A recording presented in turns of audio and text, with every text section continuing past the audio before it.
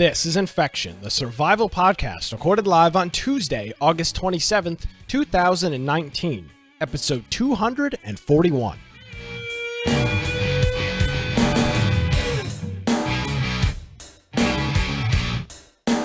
Well, ladies and gentlemen, and thank you for joining us for another episode of Infection, the survival podcast. Infection is your source for the latest information on survival video games.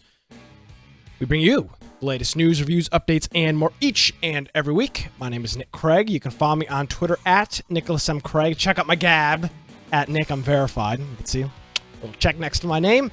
And, of course, our website, infectionpodcast.com. Looking better than ever from the great state of Boise, Idaho. Somebody I'm looking forward to see here in the next couple days. Brian with an I. Put the I in Boise. Aldrich. That's right. Hello, Brian. How are you doing? Hello. I'm doing great. And if you want to find me at Boise Computer on Twitter, of course, my blog, biteoftech.com. And also, as Nick said, go to our website because in there we have our Discord server link. And that's a great place that throughout the week we'll be doing a lot of content and things from PAX. And one of the ways either you can follow us on Twitter or another thing you can do is jump in the Discord because all of us will have that on our phones. We'll probably be kind of chatting back and forth as we're doing things throughout the day at PAX and maybe posting pictures and things like that. And so if you want to do that, it's a green button right at the right hand side. Join our server on Discord. It's a free app, very easy to use.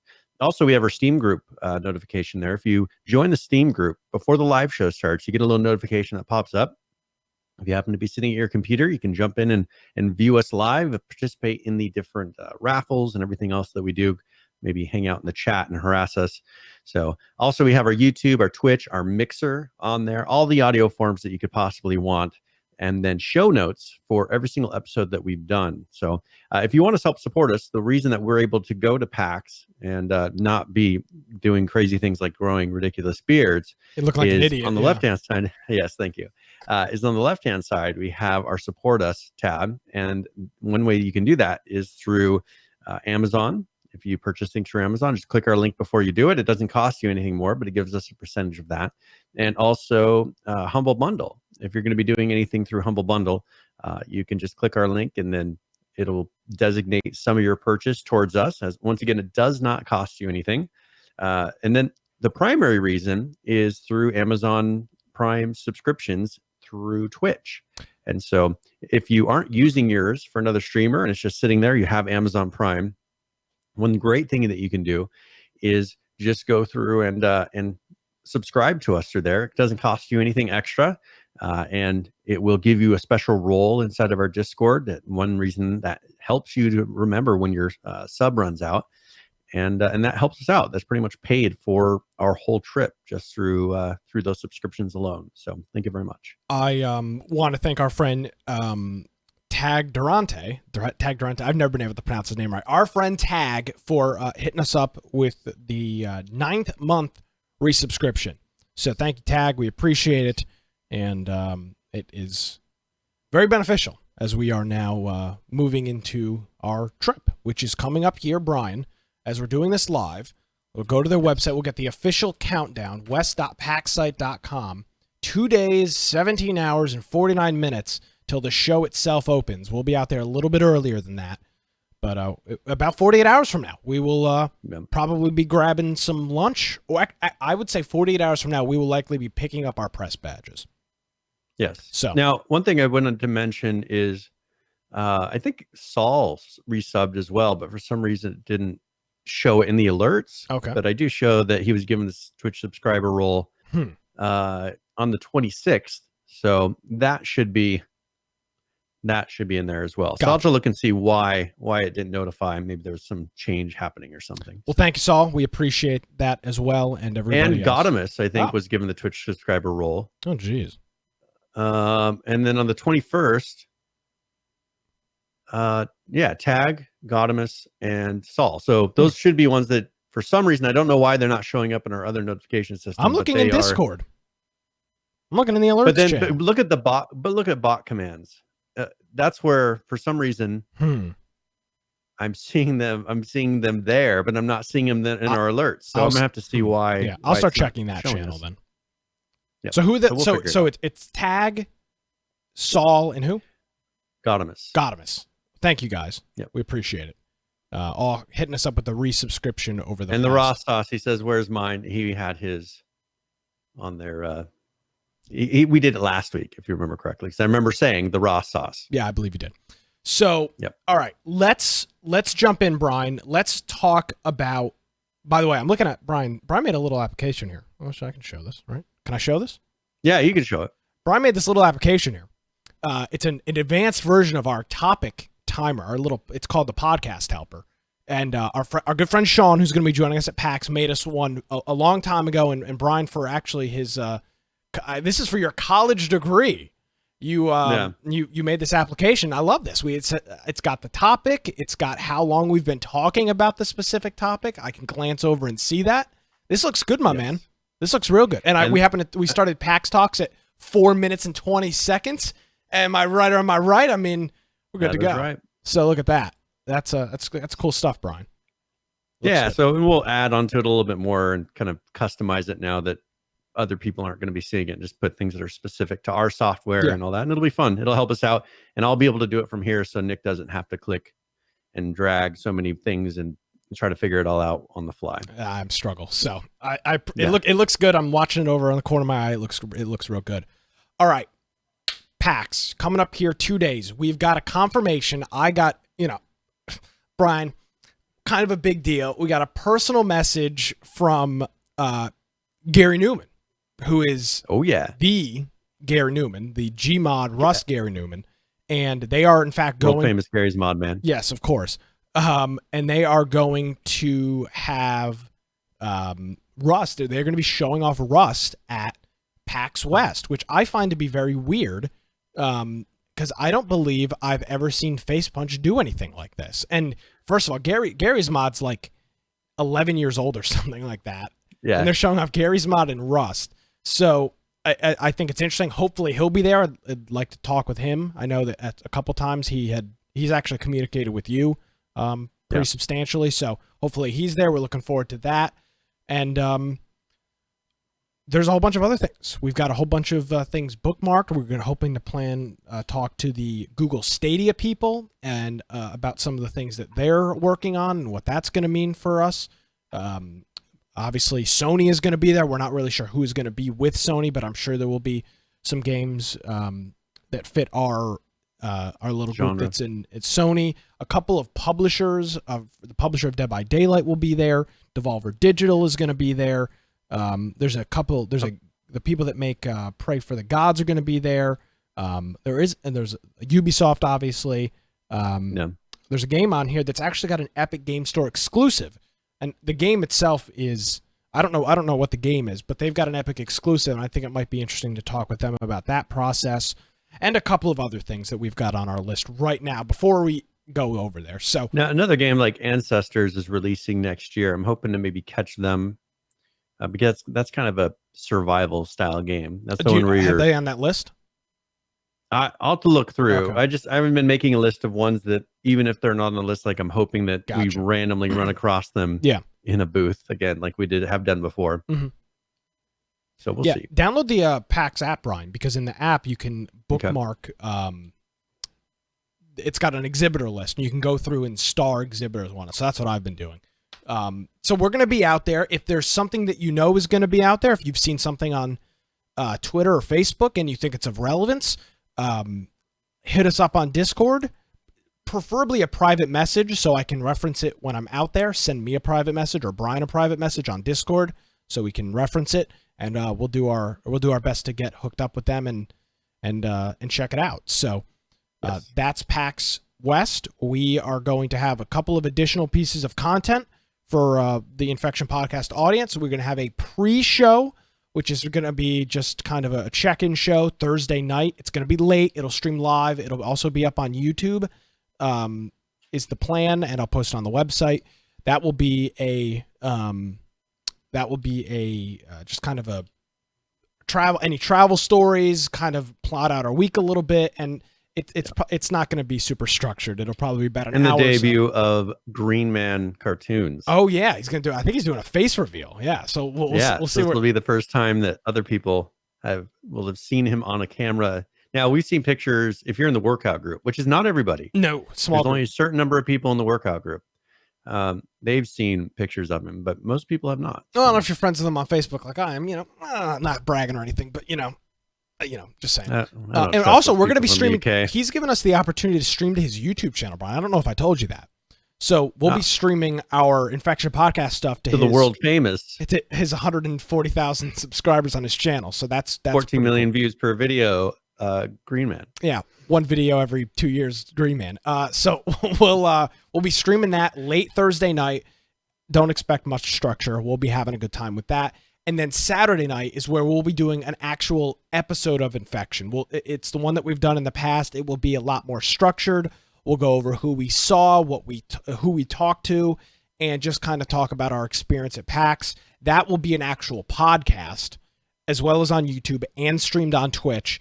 And then next Tuesday, we'll be back here. Well, I'll be back here in Wilmington. Brian will be back in Boise.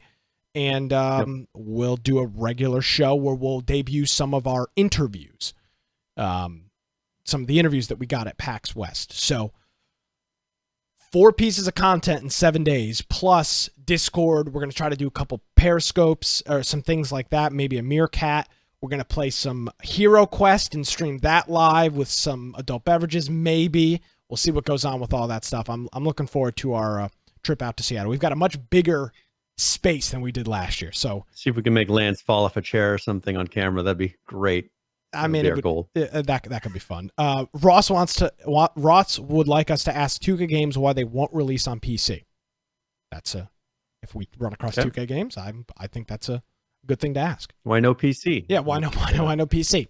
Speaking of PAX West, Brian, yes. I've got a bone to pick with Cyberpunk 2077. So they were at Gamescom last week. We showed a trailer, and they were supposed to do Gamescom and PAX West, and they were both. And at PAX West, they were originally supposed to show a long gameplay trailer, and then have like a developer panel in which people could ask questions, and it was going to be a big event. And by the looks of it, outside of what Nintendo and Sony are doing, because they're a little bit different, this was the biggest game, and they actually weren't at PAX. This was a separate event happening in Seattle at the same time in conjunction with PAX. They were like the big game coming out of PAX West. And last minute change, this came out Thursday of last week, that they have scrapped all of those plans for PAX West. They are not going to be there in person, and they are not going to be showing off gameplay live there. They're going to be doing a Twitch stream on August 30th, which is Friday, at 11 a.m. Pacific, which is in the middle of the freaking day. Nobody at PAX is going to be able to watch it because they're going to be at PAX. Makes absolutely no sense. Totally stupid. And Brian, I got to tell you this. Pull the book out, click your pen. I'm making another hot take prediction right here on the Infection Podcast as we are 13 minutes into the program here on a Tuesday evening. Cyberpunk 2077 is way overhyped and will absolutely, unequivocally, without a doubt, fail and not live up to its expectations. It is impossible at this point in time. I do not believe there is any way that Cyberpunk lives up to its hype. It is overhyped, and this is the second time now that at Gamescom, they were supposed to show a 45-minute gameplay trailer. They showed less than 10 minutes. And at PAX West, they were supposed to show another long form. They were showing a 15-minute pre-recorded gameplay section. It's not looking good. Something's going on. And unfortunately, like everything else, there's just too much going on. It was released this week that the map is going to be smaller than the Witcher 3 map, which they said this was going to be the largest world ever. Changed my mind. Yeah. It just seems it seems like we're heading towards a No Man's Sky. So you're saying Cyberpunk is overhyped and will be a failure? Is that I'm not saying the game is going to be specifically. No, I don't mean the game is going to be a failure. It's not going to live up to its expectation. That's what I mean in terms of failure. I don't mean it's not going to sell. Okay, it's going to fall short. We'll fall short of expectations. I don't see a way that it it hits expectations at this point in time. I wouldn't be surprised if it gets delayed. Yeah. You're telling me last Thursday they decided to cancel they were supposed to do a worldwide live gameplay premiere, and they canceled it with a week's notice, 8 days notice? So I'm wondering, okay, so first of all, they say from their post that they did, we initially planned to showcase gameplay at PAX West, but there's been a change of plans. We'll be streaming from Warsaw. Yeah, Poland. The PAX cosplay contest will still be on, which we have to decide if we're going to bother going to that. we just won't have the dev panel on site this time around, or show the gameplay.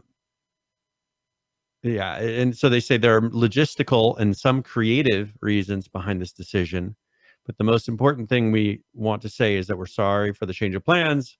We know that many of you waited to meet us face to face in Seattle, and it bums us out that we won't be able to see each other there. So let's go through the logistics of this, Brian. And I'm not bashing on the Cyberpunk people, but here's the reality. These guys are from Poland. So I don't know this to be the case, but they likely had to apply for some sort of travel visa. I know Green Man had to apply for a visa. I'm not an expert in how traveling from Poland to the US is, but this is not, it's not like me. If I decided tomorrow morning I wanted to go to Boise, I would buy an airplane ticket and go. There's no process.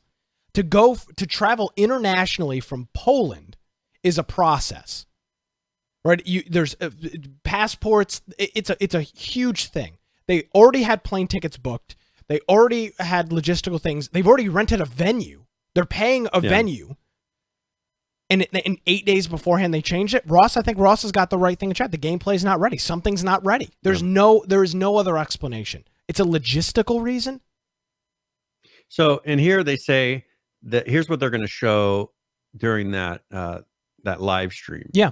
So it's going to be a 15-minute edit of the content that they've been showing journalists and gamers at Gamescom. Yep. So nothing new. And then interview devs from the studio for additional information on what was viewed in that video. And then supposedly give insight into the creative direction and information about that city and some of the area that's going to be shown in it. So this is going to be, once again, highly edited content. It's pre-recorded video that they've been showing to people already. And so it's not going to be here, let's play for 10 minutes. Let's play for 15 minutes and see what the world looks like. This is highly edited. And once again, that's been my complaint about this is we've seen cutscenes, the equivalent of cutscenes the whole time up to this point, not really seeing true gameplay. Like, what's it look like when you're just running around the world? That's what I want to see. We've seen so many games that put out a concept trailer. No Man's Sky is one of those, where and a lot of them you'll see when they go through a city scene and you see all this detail, and Division has done it. A lot of games have done it where you see all this detail and the lighting is just right, and they're like, "Oh, this is real gameplay." And then a year or two later, when they actually release the product, you look, and it looks nothing like. They've stripped out all of that detail and effects because it's not runnable on a console. And so how much of this is something that's actually going to be what it looks like in the console? That's what I want to know, not what's been pre-rendered on a top high-end machine. Unless GTA, I would let get away with some of this because they could say, hey, here's what it'll look like on the next generation console that you haven't seen yet. But this is going to be on the current console, so they could show it. I just don't. This game is out April 16th of 2020. So we're in what, an 8-ish month, 7-ish month time frame for this to come out. They should have a decent amount of content done. Well, yeah, absolutely. And all I'm saying is based on the information I have, which is now that they've changed what they were originally supposed to do at Gamescom. They have now changed completely what they were doing at PAX, and they are no longer going to even be there in person.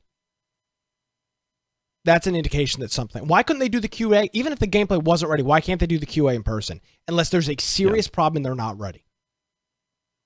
That's all I can. That's all I can say, because it doesn't make sense. When you're a publisher from Poland and you've got a developer from Poland, and you have got I would say the most highly anticipated game of 2020 coming out, which is Cyberpunk 2077, and 8 days beforehand, you make a dramatic shift to your plans at one of the largest gaming conventions of the year.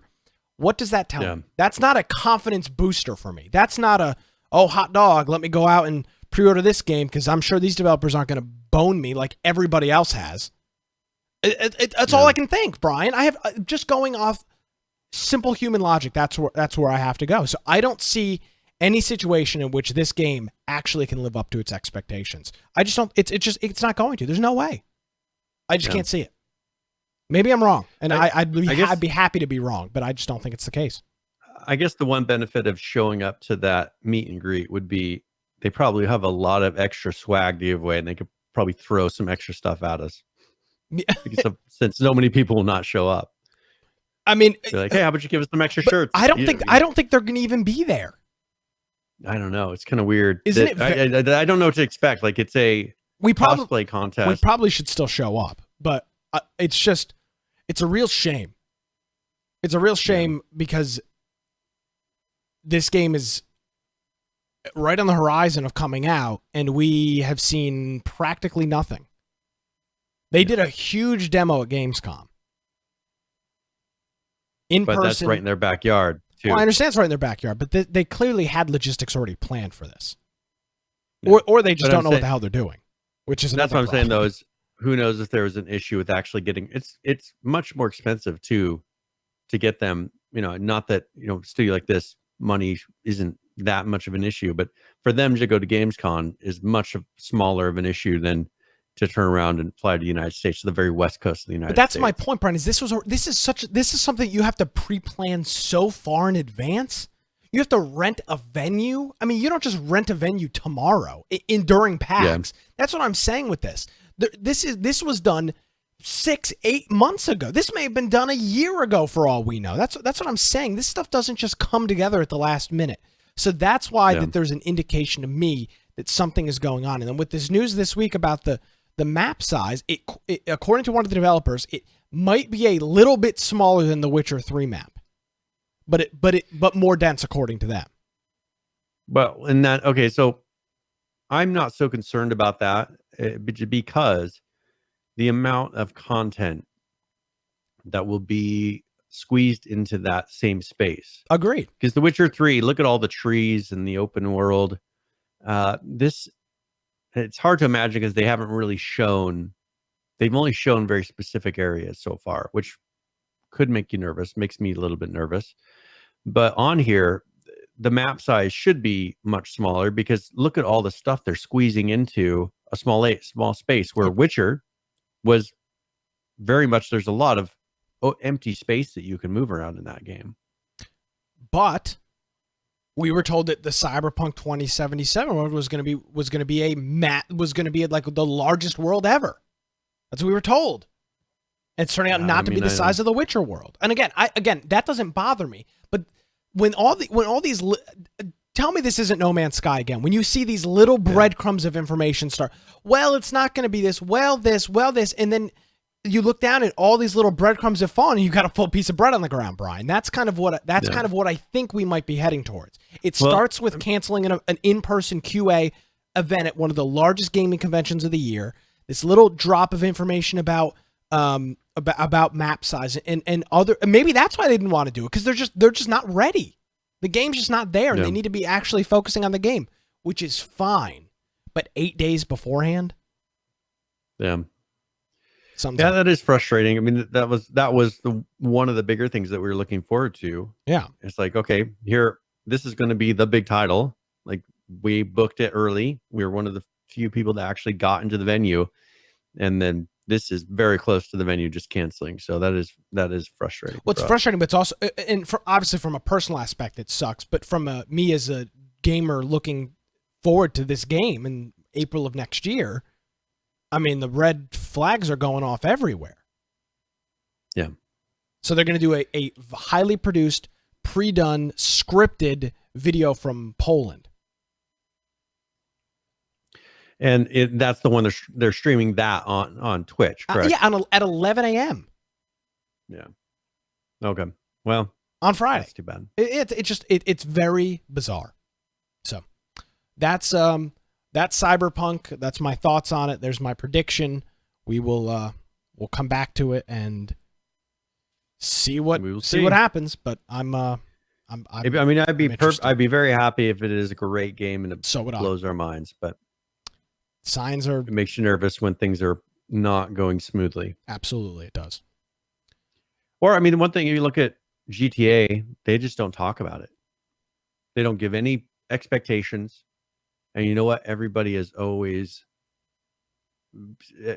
their minds are blown whenever, because they don't talk about it. They don't tease it. They don't show clips. They released GTA. They released Red Dead without giving too much information. And people are always happy. I think these companies, they're going to try to release stuff that's that scale. They need to learn just to be quiet and quit trying to hype it so much. Yeah. But they don't have a back catalog to really, give.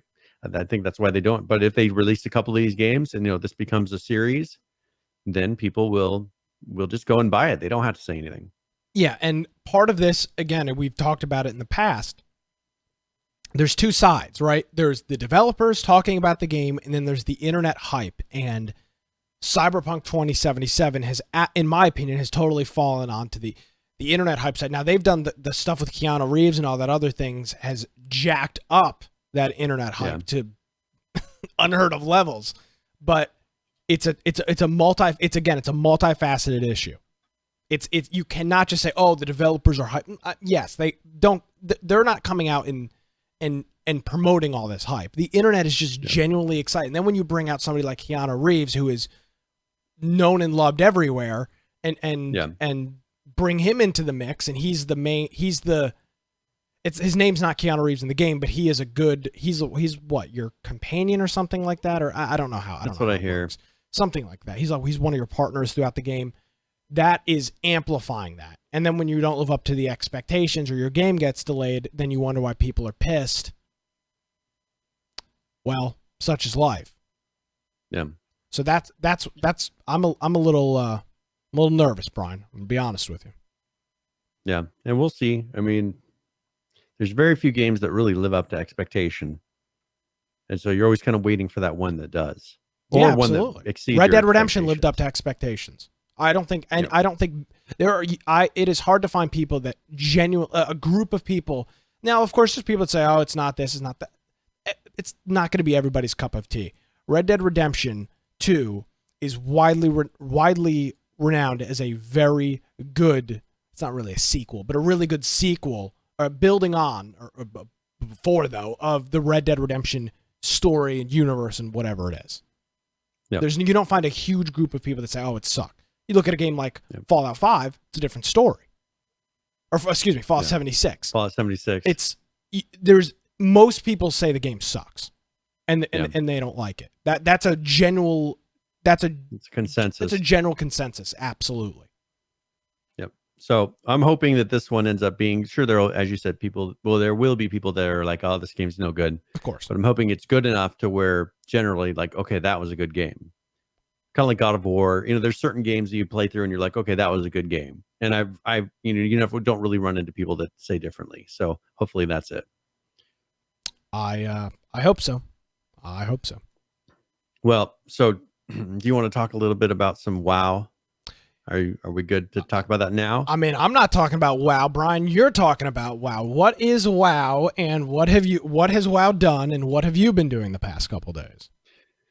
Well, they released, was it yesterday? They released WoW Classic, and this is pretty much the WoW that I grew up with, right? Whatever came out in the mid 2000s, this is that WoW, and everything is fairly close to the original. There's been a few little changes that they've done, but it's pretty much that experience. And I think there's some people, like my nephew, for instance, he's playing it with me. And he's going to experience WoW because I could tell people, go play WoW now. It's not, I don't expect people to enjoy it like the way I did. I don't enjoy the current WoW.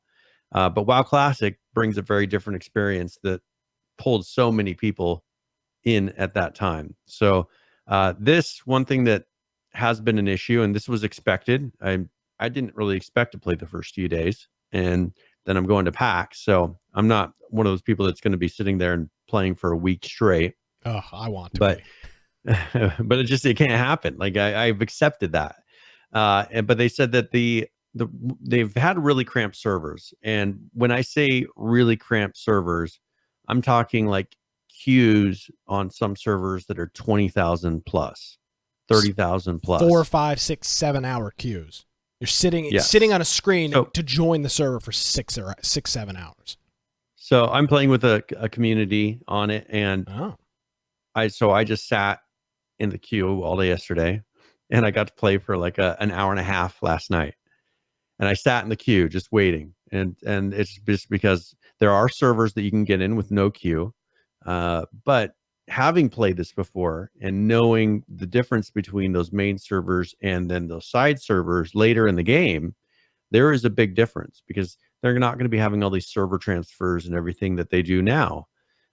These servers that are kind of like those core servers at the moment will be the ones that are doing all the new content. They'll have a really good economy. Like it will be very different, just like it used to be. Nowadays, it's much less of a difference because people can transfer between servers and everything's kind of networked together. It doesn't really matter anymore.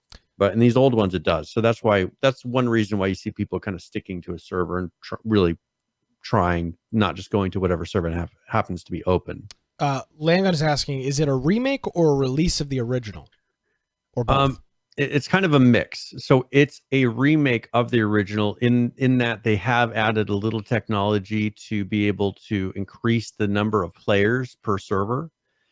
So they've done a layering technology that is something that they use in the newer WoW, where it kind of it'll have everybody's on the same server, but everybody doesn't see each other, all the time. If you go in a group, you're going to see each other for sure. But it kind of spreads people out so you don't have 10,000 people all in one zone at the same time. Because you're talking about tech that's 15 years old. I mean, WoW was what, 2004?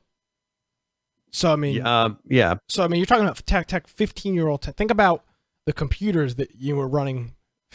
You specifically, Brian, 15 years ago. I mean, technology has changed leaps and bounds, personal technology in 15 years. I mean, it's almost inconceivable to use a computer that's 15 years old. So they've pretty much tripled the max size of the servers. So the total number of players, they've tripled that. And this is something that they're going to go through, and they've kind of remade the client, but they've gone through and put in all the old values, like for damage, for everything, even the things that people consider bugs. They've put back in so that it is the original experience. That's why when I say, is it the original? No, but it is really, really close. There's no skeletons, I've heard. Yeah, they've made it so that you don't leave skeletons in the road and have those things all pile up, which I'm not so concerned about. Performance, for me, performance is one big thing. I've been surprised. Now, people were frustrated because it did crash out like once or twice. Oh, initially. I can imagine sitting in a queue for 6 hours and your game crashing. And then it crashes. Yeah. Oh. So that's the reason. The reason I had to wait so long is because I was in a queue and then everything crashed and then it reset my queue. Oh.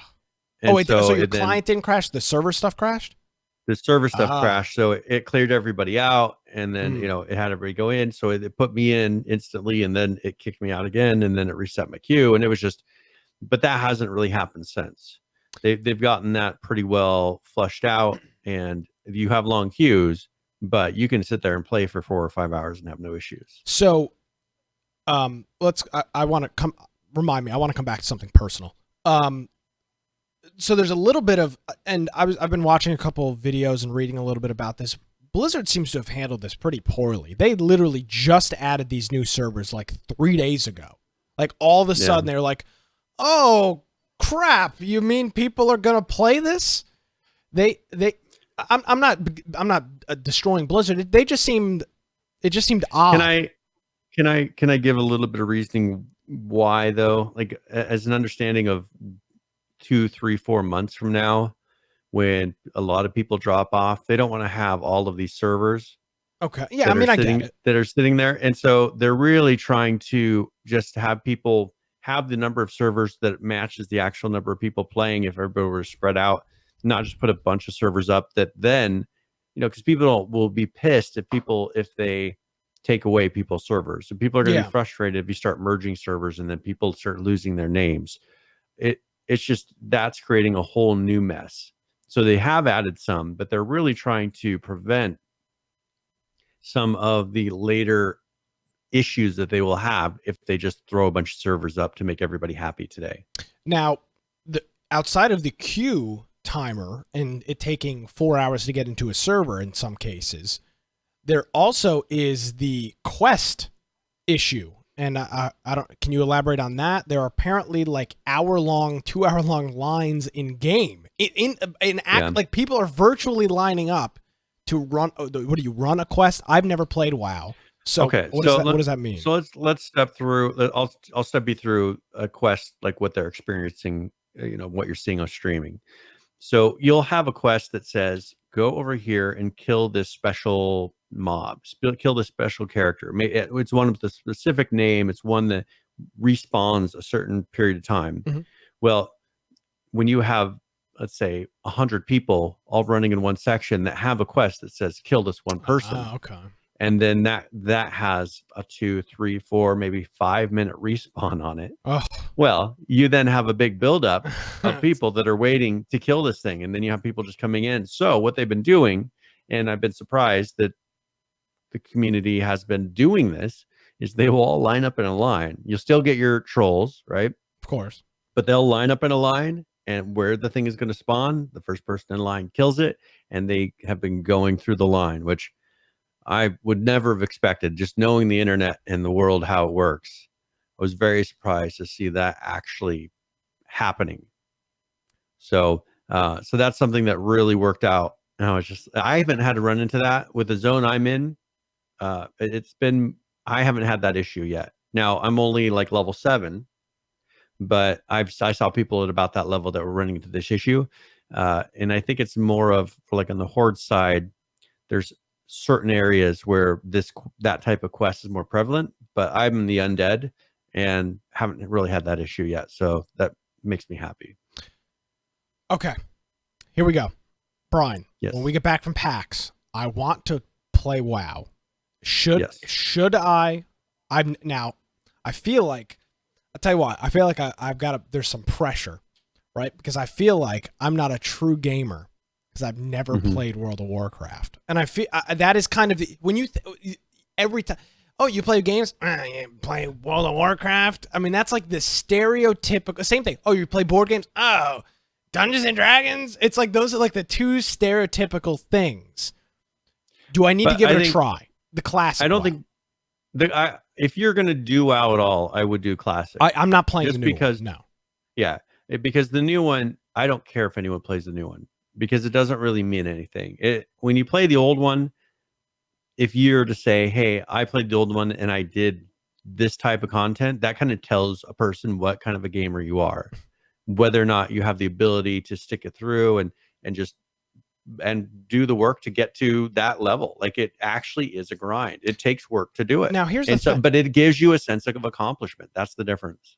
Here's my concern. I've never played WoW. I've got really no MMO experience. Is this too much? No, because it takes you slow enough through the process that you actually learn correctly how to do these things. That's the difference from today, where they're just blazing you through the content so quickly, and then there's so much stuff. The beauty of the old classic WoW is you get one spell at a time. Like, you're getting each piece, and then you are learning how to fight and kill a decent number of mobs with that new whatever spell, ability, whatever it is that you just learned. Okay. In the new ones, you pick up 10 things and you maybe don't use a quarter of them, right? Or even half of them. They throw so much at you to where you never really master the use of those items. And so only the people that are really into it and really get dedicated actually use everything. Well, here, what made WoW so different is, since they have to where each level you gain like an experience point, you maybe gain an additional ability, like you get them through the steps in the right pacing, to where every single, just by the icon alone, exactly what that does. How you do the combos of other things with it. Like it makes you a better gamer in that way, because you learn, okay, well, the order of things makes a difference. How you do everything makes a difference. It personally, it really taught me to where it made me not appreciate the new WoW, because there is no skill in how you really press the items. You just kind of learn a pattern and you just repeat it in the new one. And that's just not enjoyable to me.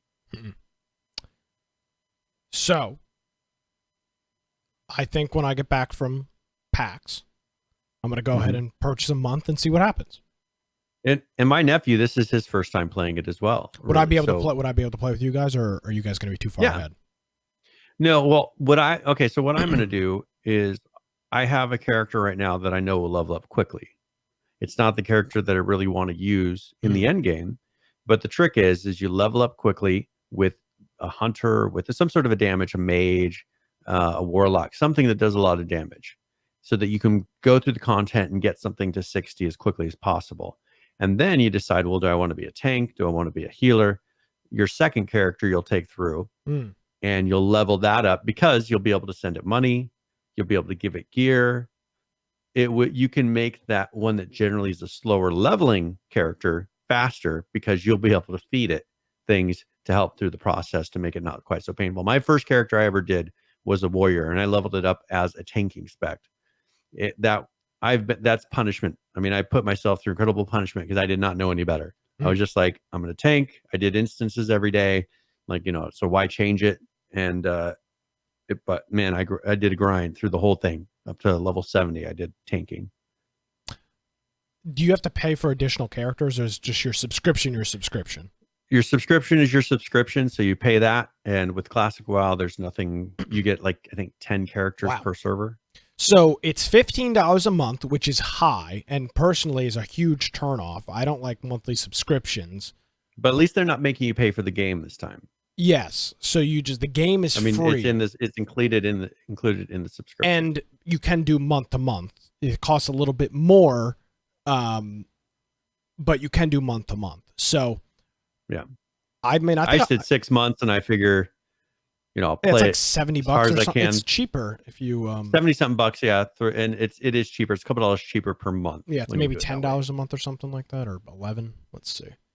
It is. I think they do something like they give you a month free. I don't know how. It is something like that. Damn it! Where is this? It was either $74 or $76 for the 6 months. Yeah, it is. And yes, Tag, I'm playing on the Herod server. Herod, okay. So it's, when you do 6 months, it's $13 a month, so it's $77. Or it's $15 a month. You can also do 3 months at $13. That's probably maybe that's what I'll do. 3 months. Yeah, do 3 months, and then just say, hey, I'm going to play it for three months and see how far I get. Yeah, see if I enjoy it. So, but it is. I mean, if you give it a chance, go through the content. One thing that's really fun about Classic WoW for me are the instances, the dungeons. You go through, and it's not just, you actually have to plan. You actually have to have everybody in the proper roles. You go through and you have to discuss before you start a fight. You say, all right, I'm going to go in here. You do this, and you have to plan it out a little bit. That's something I miss. In the new WoW, nobody says a word. Everybody just runs and as fast as they can through the instance. Like sometimes it's a struggle to even keep up because they're killing everything so fast. The classic one, you actually had to use your brain when going through an instance. Is this and I'd like as a objective of an answer as you can give me. Do you have to know life it though, Brian? That's the big concern with a game like WoW is, unless I'm going to play it for 3 hours every night, is there any point of playing it at all? So in leveling up, no. Because you will, the longer it takes you to get to the max content, the longer it takes, right? You'll log in, as long as you log out in an inn or somewhere that gives you resting XP. So what it does is it gives you a rest bar, and that you get extra XP until that gets taken up. So when you log back in, it'll make you level up a little faster because you've been resting. But when you get to the higher levels, let's say you get to the point where you are raiding and doing all that content, that's where it becomes the more, but you'll be either in or out by that point of time before you get to there. But that'll be the no life where you actually have to spend, 3 hours, 4 hours doing an instance with a group of people. I mean, I'm sure now it'll be much faster because there's a lot of resources. People know the fights already. It won't be the same as it used to be. So you would recommend this to a non-WoW MMO player? You would recommend them try for a couple months? I think this is the perfect MMO to get into. This is what brought me into MMOs to really enjoy it. I did play EverQuest before that, but I never really got into the end game of EverQuest. Right, I leveled up and did kind of the casual EverQuest. I got a characters that were really high level, but this is the one where it really brought me in to where I learned the game inside and out. Yeah. So it's in the Blizzard launcher. You click on World of Warcraft and you select WoW Classic as the game. That's how you go ahead and launch that and install it. So, it's kind of taken the internet by storm. Ross said at one point there was 1.1 million people watching on Twitch. So it's definitely pretty popular, and I think I'm going to give it a try here in a couple weeks. And are you running with a guild? Not really. So what we're going to do is just going to join a well-established guild, not try to run one ourselves. Just get into one where that way we have the resources and the people, and have a large group of people to say, hey, you want to run an instance, and hopefully have the best chance of doing it. Gotcha. Coolio. So if somebody in our group's interested, Brian, should they just message you and get your just message me, get in there. We're on the Horde side, so the main thing is you just need to, if you want to run with me, is to have a Horde character. Now, one reason I'm doing that is I always have been Alliance. I've never played through the Horde side of the game. And so I figured this was the perfect opportunity, since I'm going to be starting from scratch, to go through and just see the game from the other side. All right. So, well, you can check it out, and just pop in our Discord and let us know. And hopefully, I'm looking forward because I've never played I've never really played an MMO, so hopefully I'll give that a try here next week. Hopefully you enjoy it. Yeah, I'm looking forward to it. Hopefully we can get together and play that. So, all right. Let's talk about some survival news. This was kind of unexpected this week, Brian. There was a tweet from Miscreated, and it was an image, and I want to make sure I get the image here first. It was an image of a kind of like a broken down car, and it says, "Don't forget to drink water. Find more sneak peek images in our community Discord." So by looking at this image here, which I am attempting to pull up, this is what it is. It says, I have weapon, stay away. It's spray painted on the hood of a car that's kind of broken down on the side of the road. There's a couple skeletons. It's and it's kind of like a desert scene. Now, that tweet came out, and then shortly after that, the one of the developers of Miscreated, Mr. Marco, quote tweeted it and said, "I can confirm the new content I'm working on for @Miscreated Game is in fact a new map featuring an all-new biome. I'll be talking more details in the near future." So they are working on a new map. Marco's working on a new map over at Miscreated, and it's going to be a desert map, which is interesting. I think they have obviously learned a whole hell of a lot since they originally built the original map and started the game originally. Yeah. So this could be the turnaround moment for Miscreated, in my opinion. This is kind of a fresh start. A new map is kind of a fresh start. And it was kind of cool. I'm having a problem finding. Oh, it's because it's on the wrong Twitter account. We actually tweeted back and forth about it, Marco, on the Infection account, and he said he'll come on the podcast and talk about it soon. So hopefully we can get him on here and chat about that. So what are your thoughts on this, Brian? Brand new Miscreated map, desert biome. What are your initial impressions? So the first thing that I think is, I know that they've been working on that other game that is kind of it feels like a Star Wars style game, right? That they demoed and showed a little bit of gameplay a while ago. So I'm sure they've been working in that more of a desert type of atmosphere with their new game as well. I think this makes sense. This is going to require more survival. I think their original map they've added to it. They've kind of expanded it. There's probably a lot of things that were in there originally that now that they've had some time and experience, they are thinking, okay, well, we could go through and do something differently, do it in their minds, probably right this time. And so I'm assuming that here it'll be interesting to see what the towns look like. What's they're going to be, because this is very open and big. Yeah, it looks it.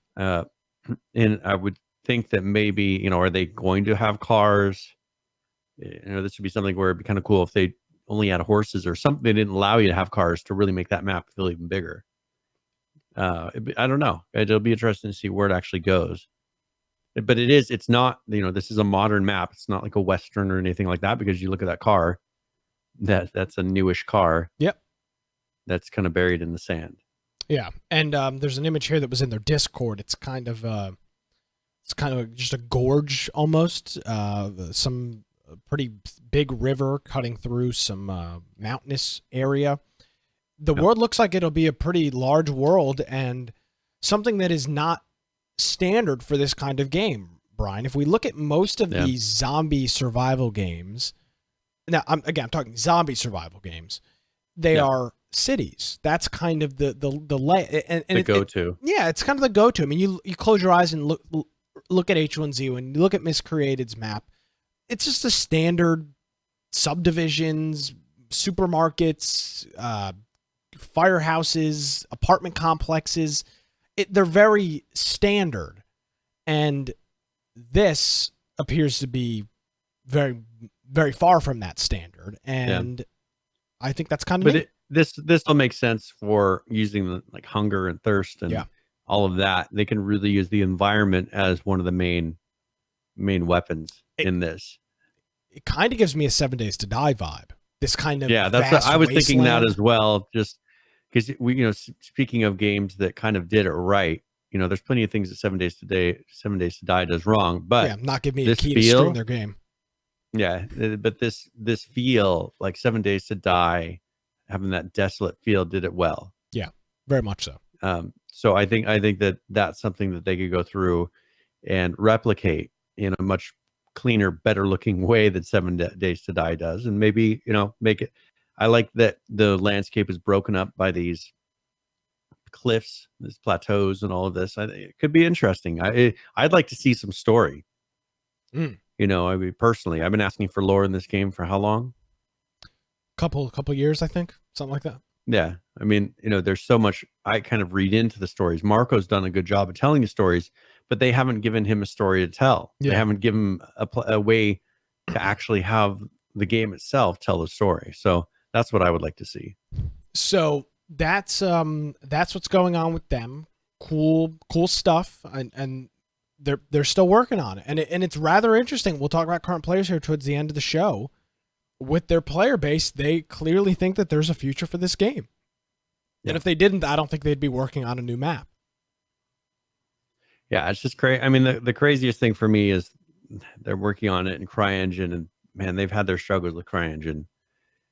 But this tells me, maybe they're continuing to improve the code. Like, we haven't seen many updates to the code for a while, and maybe they're kind of saving it, just like they did for the last kind of update that they did, where they did a lot of improvements. I figure maybe they're doing that for this one. Maybe they're going to have a bunch of new features and improve a lot of things, maybe improve base building, and it'll all be released about that time. I'm looking forward to it, and hopefully we'll have the opportunity to speak here with Marco and or other people from the Miscreated team and talk about the new map and what they're working on. So cool stuff from them. If you want to see those screenshots in higher resolution, you can head on over to our website. It is infectionpodcast.com, and check those out. Do you want to do a game giveaway, as we're about 55-ish minutes into the program? All right, sure. So If you put exclamation point giveaway in chat, I'm going to be giving away a copy of Do Not Feed the Monkeys. Oh. And this one made me think of our average our Discord friend in here. And this one is a indie simulation choices matter strategy 2D game. It is very positive ratings, but what you do in this game is it's a digital voyeur simulator where you watch strangers through surveillance cameras, invade their privacy, and witness their most intimate moments, but do not interact with the subjects. Anything could happen if you dare feed the monkeys. So it's kind of a comedy. Yeah, it looks like an entertaining game, and so it has very good ratings in there. A lot of people say it's fun, and so I just thought people would enjoy that. It's kind of a silly game. Have you seen this new game out? The name is totally escaping me right now. It's this new, like, real life game. Hold on. Give me a minute to come up with this. All right. It's this new, what the hell is it called? Damn. Hold on. No, nobody panic as I. Nick has this under control. As I shuffle through Twitch to find the game that I'm talking about. Telling Lies. Have you heard or seen anything about this game? No, I haven't. So it's called Telling Lies. It's a game, but all of the and it's kind of like it's a horror game, but all of the video, if you look at the screenshot, it's all actual video. So this is like the old. They used to do games like this back in the 90s when graphics weren't that great, and like they'd have these really low quality videos. I mean, I'm sure nowadays they can actually do high def. Yeah. It's the title here is 4 Private Lives, One Big Lie. Search through secretly recorded video conversations to discover the truth. The successor to the acclaimed Her Story. So I was going to say this sounds kind of like Her Story. So yeah, I mean, you've got access to like this database, and you search through words, you watch conversations, but it's weird though because there's like people sleeping. It's super weird, but it's gotten a lot of good reviews, and I saw somebody streaming it on Twitch the other day, and I thought it was kind of neat. I mean, it's not my cup of tea, but it's a full game, and it's all done through actual video recording, which is kind of cool. And if they do it right, they treat it like a telling of a story. Yeah, it can be good, and so who knows? Maybe it'd be interesting if you start seeing more of those, because they've started to do those kind of choose your own adventures on Netflix and things like that. Yeah, I think that is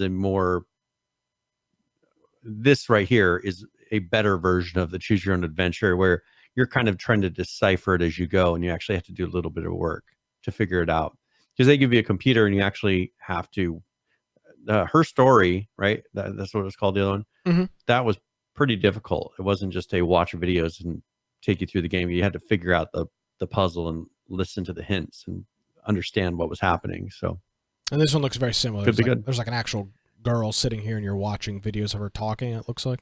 Yeah, you listen to like interrogation videos of her, and you have to figure out what happened. Yeah. So it's funny because you mentioned that these used to be popular. It's like before it wasn't unearthly expensive to animate things and do things with CG. They shot record video, right? Yeah. And then the CG overlaps that, and everybody did CG, and now you're starting to see some of this stuff come back again, where in this case there's 4 actors that are, for all intents and purposes, it's a movie for all intents and purposes. Yep. So it's like a choose your own adventure kind of a movie. Yeah, it's not a survival game by any stretch of the imagination, but it's kind of an interesting thing. So it's called Telling Lies. It's $20. It's got 75% positive reviews on Steam. If you're interested in something like that, go check it out.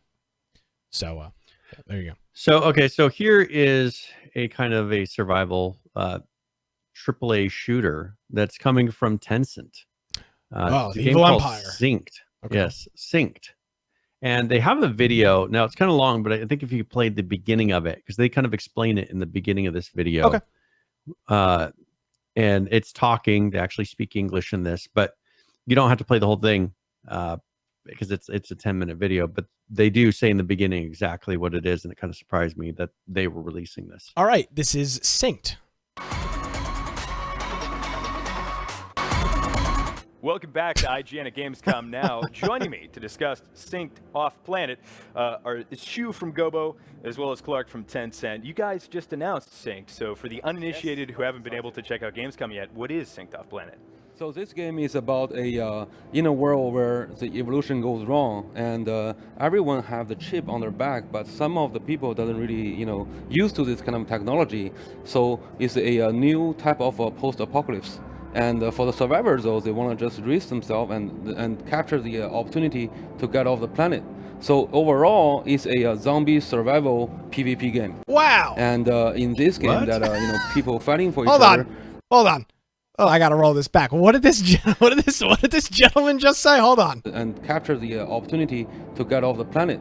So overall, it's a zombie survival PvP game. Wow! And in this game, people fighting for each other, and at the same time they have to deal with the zombies at the same time. So that is the premise of the game. So there are PvPvE elements going on here. How many teams, how many players, and what is the objective? Yeah, so in every round there will be 16 teams. Every team have 3 players, and their goal is to capture a shuttle. And once you capture the shuttle, then you will be able to get off this planet Earth. And that is the only objective. So in this game, you don't really need to kill people to win, although that could be a necessary way to do it. However, that is more tactics and team play involved in the gameplay. Shu, can you talk to me about a very unique element of this game is the ability to essentially mind control the enemy zombies and use them against your enemies. So how does that work?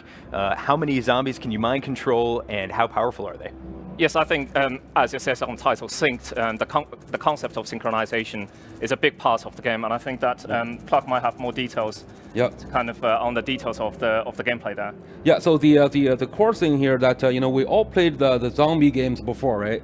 And a lot of games that you just kill them all using whatever gun you have. Left 4 Dead. You can still do it here. However, we need to look at those zombies as a resource at the same time. So how to leverage them to your advantage is a big thing. So there's a lot of tactical in there. So at certain circumstances that you can synchronize with the dead zombie. Once you do that, within the certain range, the zombies will be yours for a little while. And they're gonna fight for you, and you can even send them to a place that do the same for you. How am I controlling them? Is that kind of like an RTS style map? Can my 2 allies control the ones that I've already synced with? Or basically, you, the one who synced with the core, that the player will be able to send the order, and it will be very light and simple that you just point to a place, press a button, done. All the rest leave to the system to do. Gotcha. How large is the map? And does it shrink? Is there kind of like a circle a la Apex Legends or PUBG? That's a really good question. So first of all, we don't jump off airplanes. Second thing is that we don't really have a circle to shrink. And the map is about 1.5 kilometers by 1.5 kilometers. And in this map, we think that the pace is correct. It feels right. So 20 minutes per round, and you have a lot to do already in that inside the map. And in this case, I think that for the player, you need to work with your teammate. You need to also plan your way from your starting point, which the system gave you, and to the landing zone. On the way, you will farm a little bit. You can loot a little bit. You can deal with those zombies, and then get yourself prepared to the final showdown. Great. Yeah. Talk to me about the in-game progression. All right, so obviously, you think that's a good enough to watch that, or you want to keep us? That's good. So this is like a multi-team Left 4 Dead is what it looks like. It's not a PvP survival game in the regard of base building and a campaign. Well, but you're fighting against other people. You are. And so you're using the zombies. You're trying to direct the zombies to kill the other players. Yeah. So it's kind of a new mechanic they haven't really seen yet in the Battle Royale style. Yeah, so and it is weird. It's kind of like a Left 4 Dead 2 goes Battle Royale because the goal is to escape on a ship, ROE. And I mean, that's the whole concept of that. You hop on a helicopter and fly away. So it's a very, very similar concept to that. But the mass... You're trying to feed the flow of zombies towards your enemies so that you can use that to your advantage. Yeah. This is really interesting. be interesting to see how it. One thing you can do while we're talking, play that ray trace reveal because it's just music. Okay. But it kind of shows some of the graphics. All right. And of course, this is with ray tracing. They do compare ray tracing and no ray tracing. But this is just going to show some of the scenes, how it looks in the game. And of course, it looks like they're using some of the latest, ray tracing to handle the reflections on water. I mean, it looks good.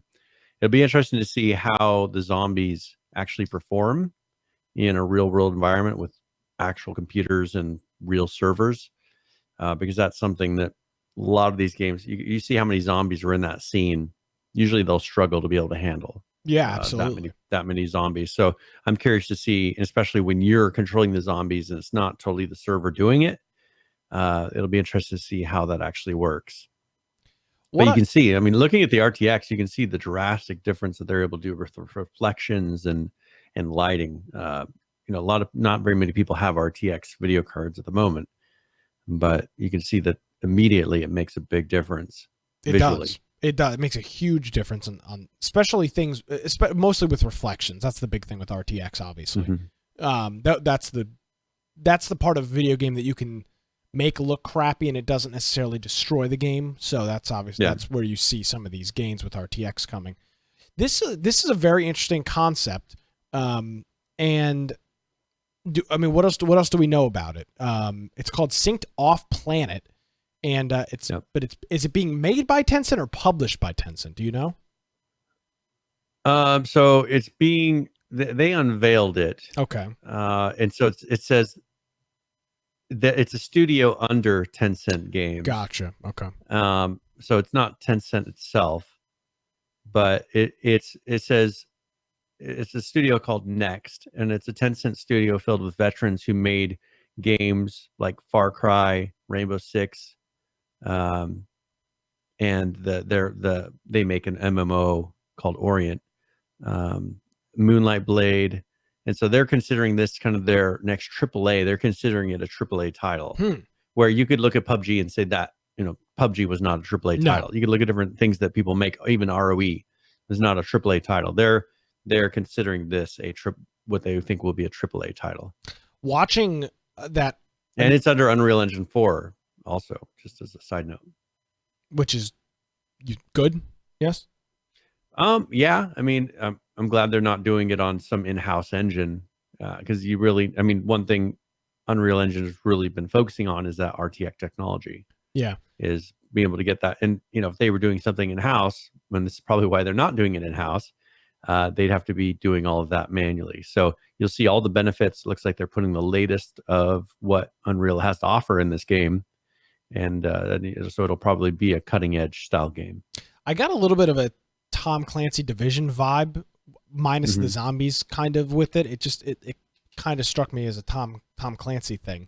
Yeah. So this is interesting. We don't have any time frame. We don't have any time frame on this, I don't think. But it's, I guess, soon TM. There's not a Steam page. There's no release date or anything. Who knows where this will be purchasable? But they are, and I don't like they're using a lot of like the ray tracing I mentioned, but also there's a technology called Siren, where you see people talking and it actually animates in real time. Oh, that's cool. They're doing a lot of that to get the animations right. This will be some of the most current technology. So if you're wanting something that's probably going to test your video card pretty well, this would be a good one to do it under. So this will be a 50 players so it's going to be 50 players and 1,000 nanos on the battlefield. Wow. So I'm thinking then the 1,000 that'll be the zombies. Is that what they mean by nanos? Yeah, I'm sure. So that they're putting a cap on it, but that's a lot of AI to be controlling and having to process and deal with also 50 players. There's this, obviously everybody wants the Fortnite of gaming in terms of player base. But I think if you look at a game like Rainbow Six Siege, and now I've never played Siege, so let me disclaim with that. But from everybody that I've heard that plays it, there is a very strong, dedicated community of Rainbow Six Siege players, and it is very popular. And I feel like a game like this, Synced, could pull something like that, right? It's not going to be a Fortnite or a PUBG, but it has that core group of people that's their game. And that's kind of what it looks like. And that's what people that play Siege have told me. That's kind of what Siege is like. You have a squad that you run with, and that's what you guys do. It seems like this is going to... I mean, it's the same thing when Left 4 Dead was popular. I mean, you'd run Left 4 Dead with your crew. That's what you did. Well, and it'll be interesting to see how this concept of the whole controlling AI thing works out, because I remember when Fortnite first released and we saw base building, we're like, base building in a battle royale, like, okay, that sounds weird, but then look how it took off. Like, people really learned to take advantage of it and made a whole game out of it. It'll be interesting to see how much of this actually plays into the game. Does it become a huge strategy point? Does it actually work well? And hopefully it does. I mean, I love it when a good game comes out, especially one that's pushing the limits and doing something different, because look at how some of those type of games have spawned so many other games that have become ultra popular. Yeah. So we'll see. Yeah, so that is Synced. We will. Synced. It's called Synced Off Planet, and as we get more information on it, we will be sure to pass it along to you. So something new at a Gamescom. One of the other things coming from them. Cool stuff. That was where did you find that, Brian? Was that somebody post that in our Discord? I think Nisco had posted that Awesome. in our Discord. So he usually is keeping on top of new games that are coming out. And I think, he had posted something about that earlier. We appreciate that. It's super helpful to us with all the stuff going on. So thanks, Nisco, for that. And obviously thank you, Brian, for getting all that stuff put in here. Cool. New games are exciting, especially when the developer says it's a zombie survival game. It actually used all our keywords. I mean, so, something we can actually talk about. All right, welcome to the Synced podcast. I'm your host, Nick. Brian joins me. We talk about Synced. Tencent pays us. We don't need Epic's cash anymore. It's all about we're going for the China money. All about the Tencent cash, who owns a large chunk of Epic. So maybe they're one and the same. And we're moving up the food chain. Hey, you gotta do what you gotta. You gotta do what you gotta do to be full-time podcasters. All right. Let's talk about Last Oasis, Brian. This is you've called this you have a word that you use to describe these machines. You're talking about Da Vinci machines? Da Vinci machines, yes. And it's kind of got a Mad Max-ish style, but all of the machines are, it's not steampunk. They're all kind of... Yeah, if you think of some of the drawings and things that Da Vinci did with some of his mechanical machines, they're done in that style. So that is what this is. It is a open world survival. You have to actually gather materials. It looks like it'll be interesting, but do you want to play that video? This is the dev actually explaining why they're going to be delaying this a little bit. So they are going to be delaying it. That's the news with that. They are delaying the game. So let's listen into the developers from Last Oasis and hear what they have to say. Hi everyone, Chats from Donkey Crew here. I wanted to let you know that we decided to delay the release of Last Oasis to the 10th of October. We've been beta testing a lot, and thanks to our beta testers, we think we should use the time to just increase the polish, put more bug fixes in, and just make the launch as good as it can be, because we know how important it is. At this point, I also wanted to say thanks to all of our beta testers so far. You guys have done an amazing job of helping us make the game good, and to the rest of you, you're gonna see the game very soon, 10th of October, and I hope you're gonna enjoy it.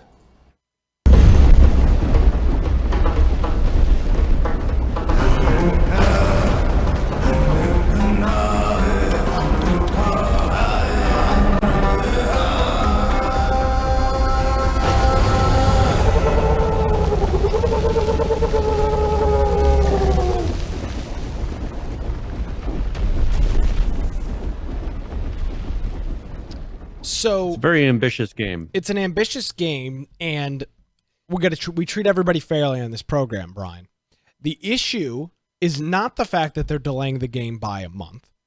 The issue is that this was supposed to come out on September 3rd, which is 6 days from now. Week, yeah. Yeah. So just under a week from now. Yeah, it's like a week. So why? Like this is what I've never understood. How can you get down to day publish and delay it by a month? This is what's always so perplexing to me in the video game industry. There's got to be a reason, because everybody does it.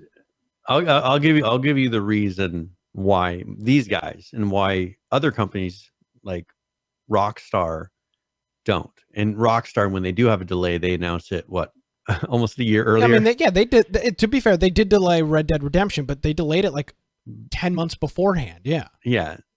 So the difference is first of all, these are going to be studios that are making guesstimates about what's actually happening. They're saying, oh, well, we should have this part done in this amount of time, this part done in this amount of time, when they don't really know, because you don't know that everything's going to happen how you expect. You're putting in some extra time to kind of compensate for having something done.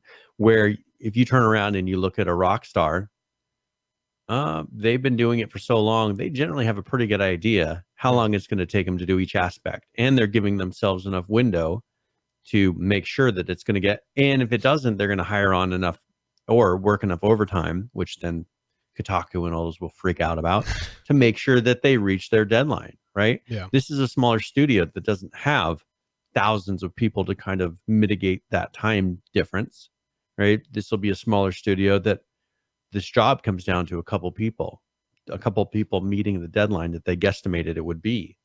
And so I bet you that they just got it to where there's just some things that aren't polished enough. Like maybe some movement that they know if people play it, they'll be like, this doesn't look like the video that you showed. I mean, if you look at that video where it shows, first of all, that giant dune-like worm just, flying through the sky, and these machines that are moving in it looks like a realistic manner for those type of machines. That's a lot of logistics. That's a lot of things happening that could very easily, I mean, if you're used to seeing things with physics, mechanics, you see them flying into the air and doing weird things. This looks like it, I mean, like I don't know how much, I don't know how much of this is actual gameplay versus more of a cutscene. But if that's what they're going for, I can understand why they would delay it, because that's a lot of stuff that if something's not quite going right, you'll see things flying off in the distance and you say, well, that kind of ruins that whole scene. Yeah. And again, there could be a lot of little details. I'm not, as a consumer, a delay doesn't bother me. If the product is not ready, I want you to delay it. I don't want you to release a half-assed product, but it's always the timing, Brian. It's always like a week or less before the game. That video is not from last Wednesday, right? If it was last Wednesday, you'd say, okay, small group, 2 weeks, maybe. Today, that video was uploaded hours ago to YouTube. So that's the part that me as the consumer, when I look at where do I want to put my dollars and cents, do I want what's the deal with these guys? It's just maybe I'm crazy. I'm the only one, but it just that's never a good sign for me. Yeah, delaying is never a good thing. But when you delay 7 days before it's supposed to be out, well, and that's even worse. One thing they've done is, I think, for instance, they added those worms in there. So they're still adding content. I mean, this is the first time worms have been in there. So they're adding stuff at the last minute, up to the wire. Well, and let's be which makes me nervous. I'd rather have them wait a month if there's going to be continuing to add stuff. Like, you got to test it. You got to make sure that it all works right and doesn't crash everything out. This is a big kind of huge world game. Well, but let's be clear.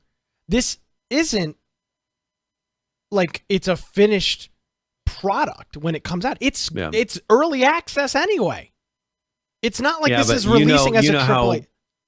You know how people are, though. I know. When if something isn't right, like, they never come back to the game. I got it, but that makes this even worse. It's because if you're saying, Brian, my final product is going to be delayed by 2 weeks, I go, okay, maybe. But when you say I'm delaying my early access a week, 7 days early or 7 days beforehand, and then when it comes out, it's still not going to be anywhere near done. I mean, that's just not I'm a good hoping look. that I hope it's fairly far along is what I'm really hoping for, to where the game is playable. Because what do we always run into with games like these, where they have a huge open world? We hit a content cap. Yeah. We hit to where, we haven't finished that. Like, you go through and do all this stuff. Conan had that big time. Conan had that issue. We've even Atlas. Yeah. I mean, there's a bunch of stuff they hadn't added, and they probably still haven't added. It's in the single player. You can go try it. Yeah, it's just, things like that. You look at it, it's like, I'd rather have something to where you have a game that a group can jump in and actually play and get through all the content without having to wait for patches after patch. But it'll be interesting to see if they've actually done that. I don't know. Like, it looks like an interesting concept, but it comes down to, will people play it? Will it pull in the groups? It doesn't show. Let's see. They have a Twitter. Let's see how many followers they have. 645 followers on Twitter. Now, I'm not saying Twitter is the source of how successful your game is or isn't. But okay, Brian, here's an estimation for you. No Windows, I don't want to update. Thank you. Remind me later. This video was posted on Twitter 7 hours ago. It's got 1 reply, 3 retweets, and 17 likes. Yeah. That doesn't seem like a... And they were at Gamescom. Their Discord server has 2,421 online. That's a decent with a size. total of 6,622 members. That's not huge. No. So that's hard to say. And again, we're not trying to dog these guys, but it doesn't. I mean, it doesn't look like this game. Frankly, I haven't heard anything about this game besides what you've brought up. So they seem like they're going to be fighting a serious uphill battle, no matter what. Yeah, I mean, and the game looks cool. Like, it looks great. like it. I just, why are people not warming up to it? Why isn't there more hype about this? Is it because it's early? I mean, access? it might be almost good that you don't hear about it. Maybe that they're waiting a month, right? Because maybe it'll catch. Like, it'll because you want to start a game like this with a lot of players. You have to. And if they aren't going to have a lot of players, like, I'd rather have it wait a month and maybe they'll get some interest. Like, maybe we'll find these guys at PAX or a representative at PAX, something. Yeah. That would be cool. But you got to get groups playing. I mean, that's what we ran into with Rend. People didn't play it. Yeah, so they had to shut the servers down. Yep. Less than a year after it came out.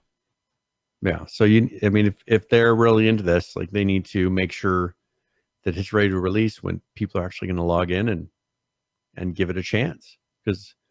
And you can't have the alpha access periods last forever. Man, the state, like it used to. Like it still does. I mean, the state of gaming right now it's just fascinating, Brian. It really is.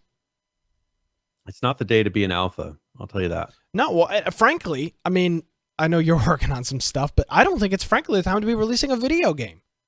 I know. That's why I'm not pushing like that this minute to release a video game, because I very closely watch. I don't know if people have noticed over time, been fairly accurate on some things, right? Nah. And some things. Thank you, Nick. Kidding. I'm kidding. But I can generally judge on things like this. I said early access is pretty much coming to an end for a little while. It's got to. And early access has pretty much shut down. Like, hey, look at this game. It looks like an awesome game, but people don't want to jump into early access. There's too many completed games coming out that hold people's interest. You're not holding people on a partially completed game that doesn't have that hook. But if it has that hook, like Rust and these other games where it keeps people playing Ark. But those are different eras. You have to have that. That's part of it. It's but something is keeping those people's, the PvP or the dinosaur, whatever it is, all that building, something is keeping them there. Like, this has to have that for it to work. And the other issue too is a lot of these games, like, maybe people don't know this, so maybe we should explain. You don't just decide I'm going to release a game in the next year. A game like this, Last Oasis, has likely been in development for upwards of 3, 4, 5, 6 years. So you look at what the market was 5 years ago when we started doing, or maybe it's probably not 5 years, maybe 3 years. Even 3 years ago, the market was just totally different. And then by the time you get to market, people don't want to play your game. Yeah. And that sucks. And that's why, you know, we have a couple of zombie survivals that are being released right now that are some of the probably the kind of the last ones that are coming out of smaller studios. Because they're ones that have been working on it for 3, maybe 4 years, and these zombie survivals are starting to kind of trickle out. Now is not the time to be a zombie survival, right? I mean, it'll be interesting to see like that one game that's kind of going off a little bit different concept, but the hype of the zombie survival is out, and hypes for other styles of games are coming in. I mean, we'll probably have a cyberpunk style, futuristic hype where you'll see a lot of games come out in the next 3 years that have that feel. There's actually a panel at PAX that's about that. I'm gonna see if I can pull it up real quick. It's called something like Cyber.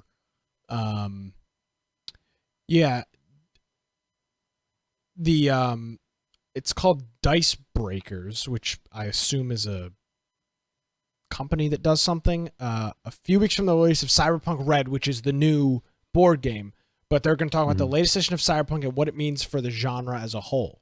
So they're going to be talking about, now obviously that's limited more towards the board game version of Cyberpunk, but it's still that Cyberpunk universe, which I think is we had a little bit of a Western thing for a couple, and we still might just a little bit. I mean, it's still small. Some of those games are still probably coming out. I mean, you got to think the thing is Westworld takes so long between episodes that it's hard. Like with The Walking Dead, that was consistent and it lasted longer. Yep. But if you look at Westworld, they delayed I think 2 years between one of the episodes or whatever. But they have a quick set of episodes they put out and then they wait a whole year. It's so I think that really kind of killed the Western style. But Cyberpunk and Red Dead Redemption 2, I mean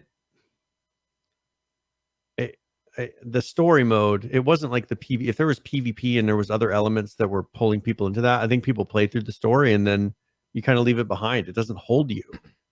Yeah. Right. I mean, the online didn't really pull people in. So no, the online was a huge. Do you remember us talking about people saying it was going to be GTA Online? I mean, I don't know anybody that's ever played the online. And that's the thing is, so I think that's really hurt the whole, people aren't really feeling like playing. Like they played a lot of Red Dead. A lot of people still have Red Dead to play. Nope. Right? Nick? No. And what, you mean 30% through the campaign is not sufficient? No, because I still can't talk to you about any of it. Dude, I want to play WoW. I'm buying games for the Nintendo Switch. The new Call of Duty's coming out in November. I want to talk to you about plot twists in the game. I wanted to talk to you about plot twists in there for years. I don't want to talk about it. You're stressing me out. So, leave me alone. That's the thing. Is it with that? We'll see if it actually, because I don't know. We'll see if they actually come out with maybe an expansion, not expansion, but something with that whole kind of zombie one they did with the original. Maybe that'll strike up some things, and then Westworld, like who knows? But I think Cyberpunk really is going to pull people's attention because it's a genre that's not been done for a while. They kind of had this kind of feel back in the 80s, right?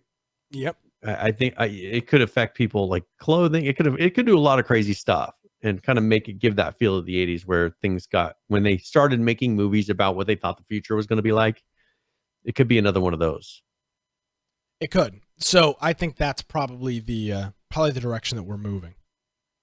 Yeah. But yeah, we'll see when that comes out. But okay. So do you care where we go? No, sir. I don't even know how we started that conversation. We're talking about Last Oasis. We were talking about Last Oasis. We talked about Last Oasis for 16 minutes, and somehow we ended this. We ended it like on a totally different topic. You're yelling at me about video games. Well, let's talk about Daybreak for a minute here. The Daybreak? Because the Daybreak. I wanted to talk about PlanetSide Arena, which when was that supposed to come out originally? Oh my God. At the beginning of this year? Something like Remember No. they delayed it? Have they delayed it again? Well, it says coming soon now. I don't even. It says summer of 2019, but I really feel like summer of 2019 is starting to be running out of time. August 27th. Yes, so I don't think they're going to hit their summer of 2019 goal. And one thing that's kind of odd is they have purchased a domain for, looks like, a Splinter studio called Rogue Planet Games. Okay. So this is going to be something I'm wondering if they're going to branch it off, or if this is going to be more of their, some of their other games they're doing. Is this going to be a new game? But I haven't heard anything about this PlanetSide Arena, and I'm wondering if they're kind of shuttling it, if they're not going to truly release it. So it was originally supposed to be released in January. Then they delayed it to March. Then they delayed it to the summer. And on Steam, it just says coming soon. It doesn't. There's no like estimated release or anything. And it's just in some of the text that kind of mentions something about summer of 2019. Well, it says on the right hand side of Steam, it does say coming summer of 2017 or 2019. Yeah. Or excuse me, summer of 2019. Yeah, 2017. But I haven't heard any information from them. Twitter? They do. Let's see if they've tweeted anything. March 4th was the last time they put something out. When the last time they announced the delay. Well, it wasn't even a delay. It was a blog post on March 4th. But I'm saying about that time, because they were supposed to release in March and then they pushed it off to the summer. Yeah, but what I'm telling you, this is just it was like a regular post they made in March, right? It wasn't like it's like, oh, here's a new thing that we're adding to the game. So actually, no, you're right. In February, they posted that they were delaying it to the summer, which it was supposed to be March. And that is the second to last tweet they've put out. Yep. Brian, we've talked about this. I am a gambling man. There's no if I were a gambler. I am a gambling man. This game, there's no way they released this game. Yeah. It wouldn't make any sense. And it was going to be a paid for game, not free to play. I just don't see how they would even remotely expect it to be successful. 250 by 250 versus 250 players. So then they have a battle royale solos and teams of 3 that they're putting in this. So it's a PlanetSide BR. I don't see it happening. And now they've got other studios that I'm wondering if they're registering domains for another studio. I just wonder if they're going to branch off and kind of offload some of their titles like DC Universe Online or something. Yeah. Onto something else and then full Daybreak. I do want to say hello to our buddy Gadlaw, who's watching over on YouTube, chatting. He said it's nice and quiet over here. I like it. So he's chatting alone in the YouTube chat. So hey Gadlaw, hope all is well in your world, my man. Yeah, Brian, it's just when you have a game coming out summer of 2019 and your last tweet was March 4th. Yeah. It's August 20th. It's Labor Day this weekend. It's going to be hot. I mean, pumpkin spice lattes are back at Starbucks as of today. It just doesn't. It seems like your summer 2019 scale. You're burning the candle on both ends. I went and looked because I was looking for any kind of Daybreak news. I mean, because we are the H1Z1 podcast. I don't have any of those graphics in here anymore. And so I was like, man, I want to go see because they have a title they're supposed to be putting out, and no. Now I did go look at the Steam page for Z1 Battle Royale. Do you want to pull that up and take a look at the recent reviews? I can. For Z1 Battle Royale. I've got to say I've ruined Gadlaw's thing. Now a whole bunch of people are posting on YouTube. It's not quiet anymore. No. So they're yes. Let's see. Go ahead, Brian. What are we looking at here?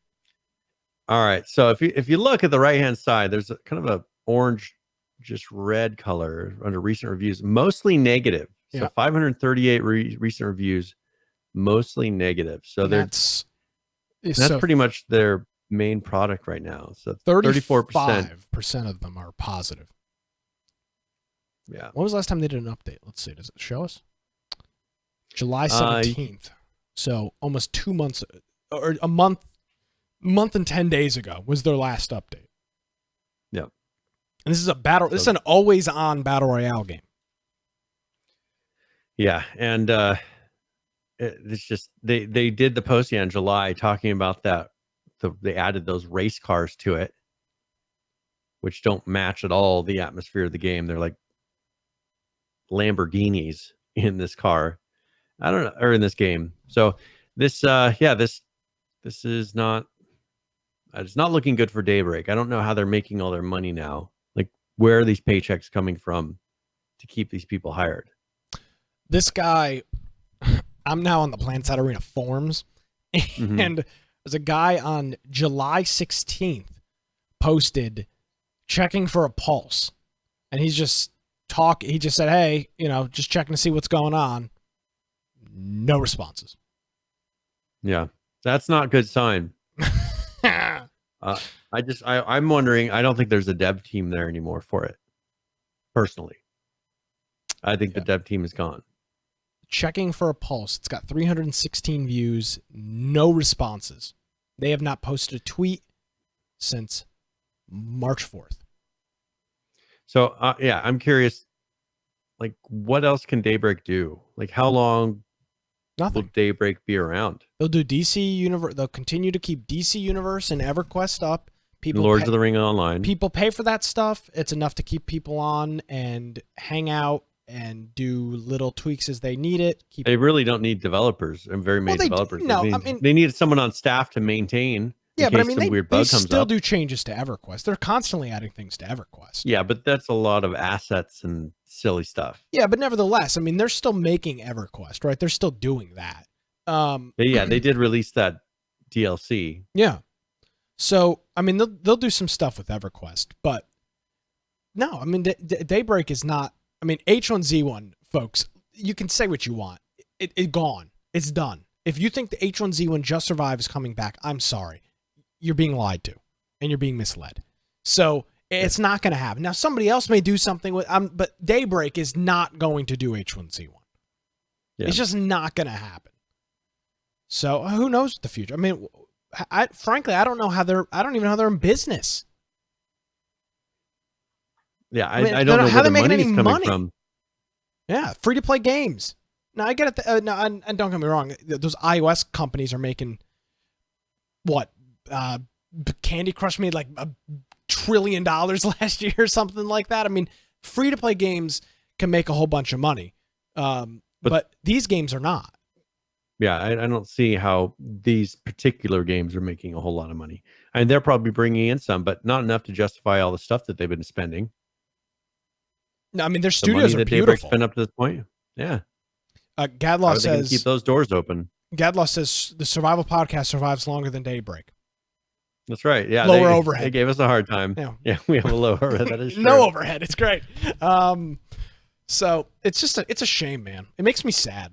It really does. And we poke fun and we poke and prod but it does make me sad. There's a lot of potential there. Mismanagement of a studio taken to the extreme. Yeah, and again, what does this all come back to? This is early access, dude. This is releasing half-baked products and keeping it on like an IV drip forever. You're never it's never coming back to life, and you're just slowly dripping IV into it, and somehow it's gonna just magically wake up one day. But it's not. It never will. That's what they did with H1Z1 and with other games.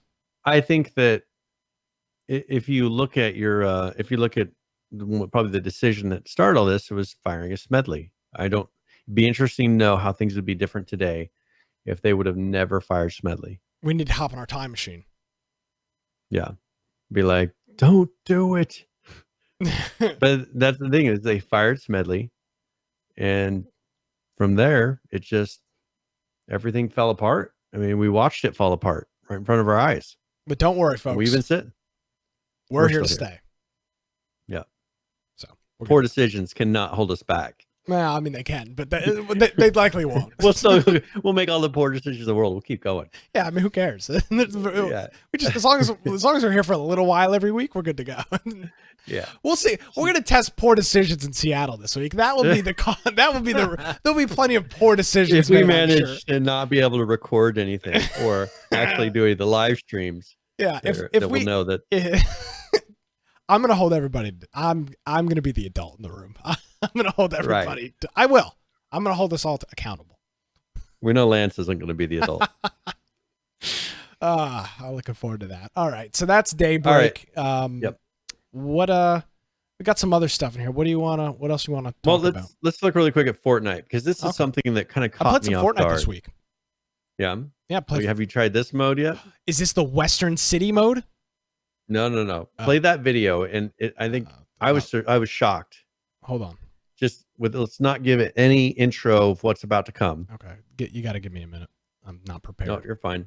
But this kind of caught me off guard, and I was not expecting what I saw in here. This is Fortnite, as I stall feverishly. All right, here's a video from Fortnite.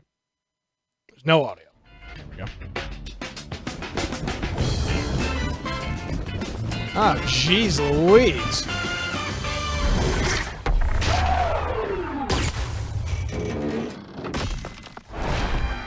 Protect me, minion!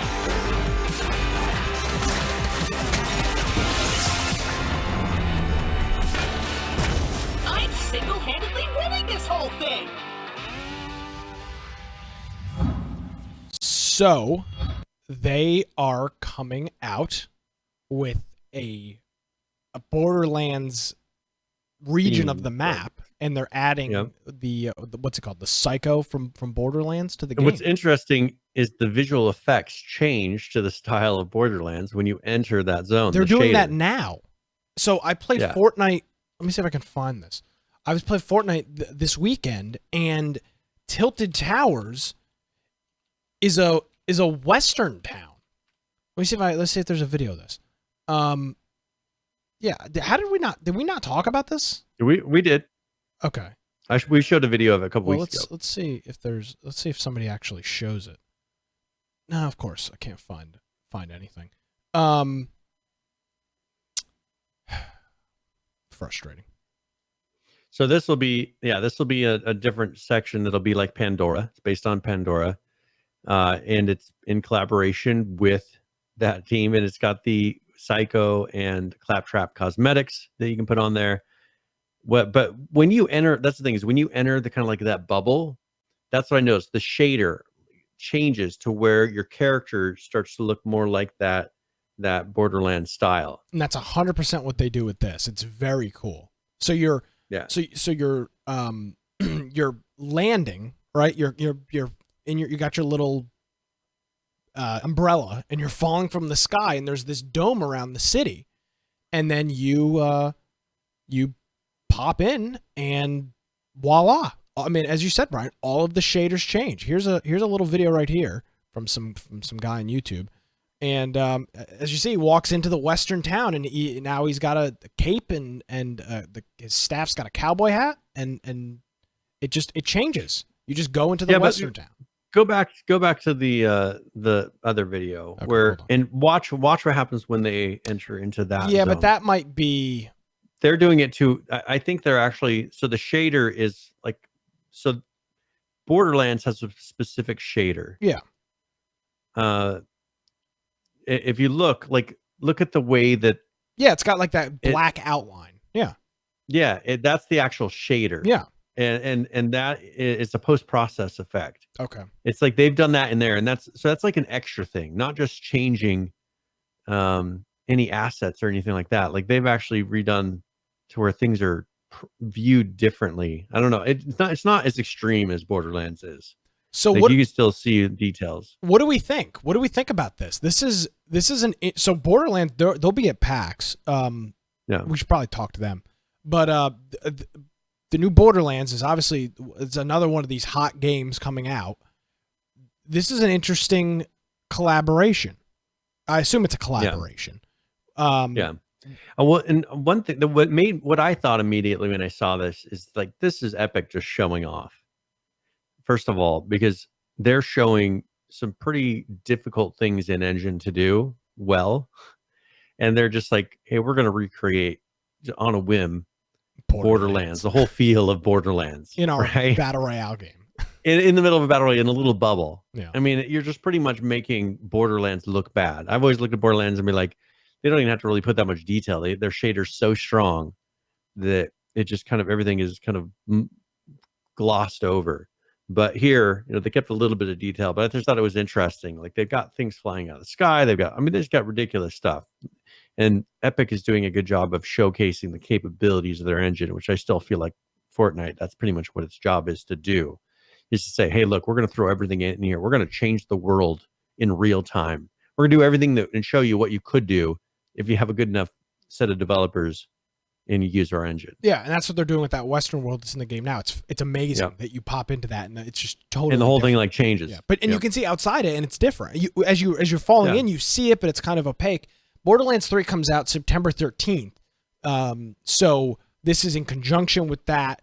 And this is a good move for Gearbox, because you're going to have a whole bunch of people that are might like this look and may think about buying a Borderlands game when they previously what I think is have. funny is you now have other games pretty much advertising inside of games. Movies. You've got the Avengers movies did games advertising inside of Fortnite.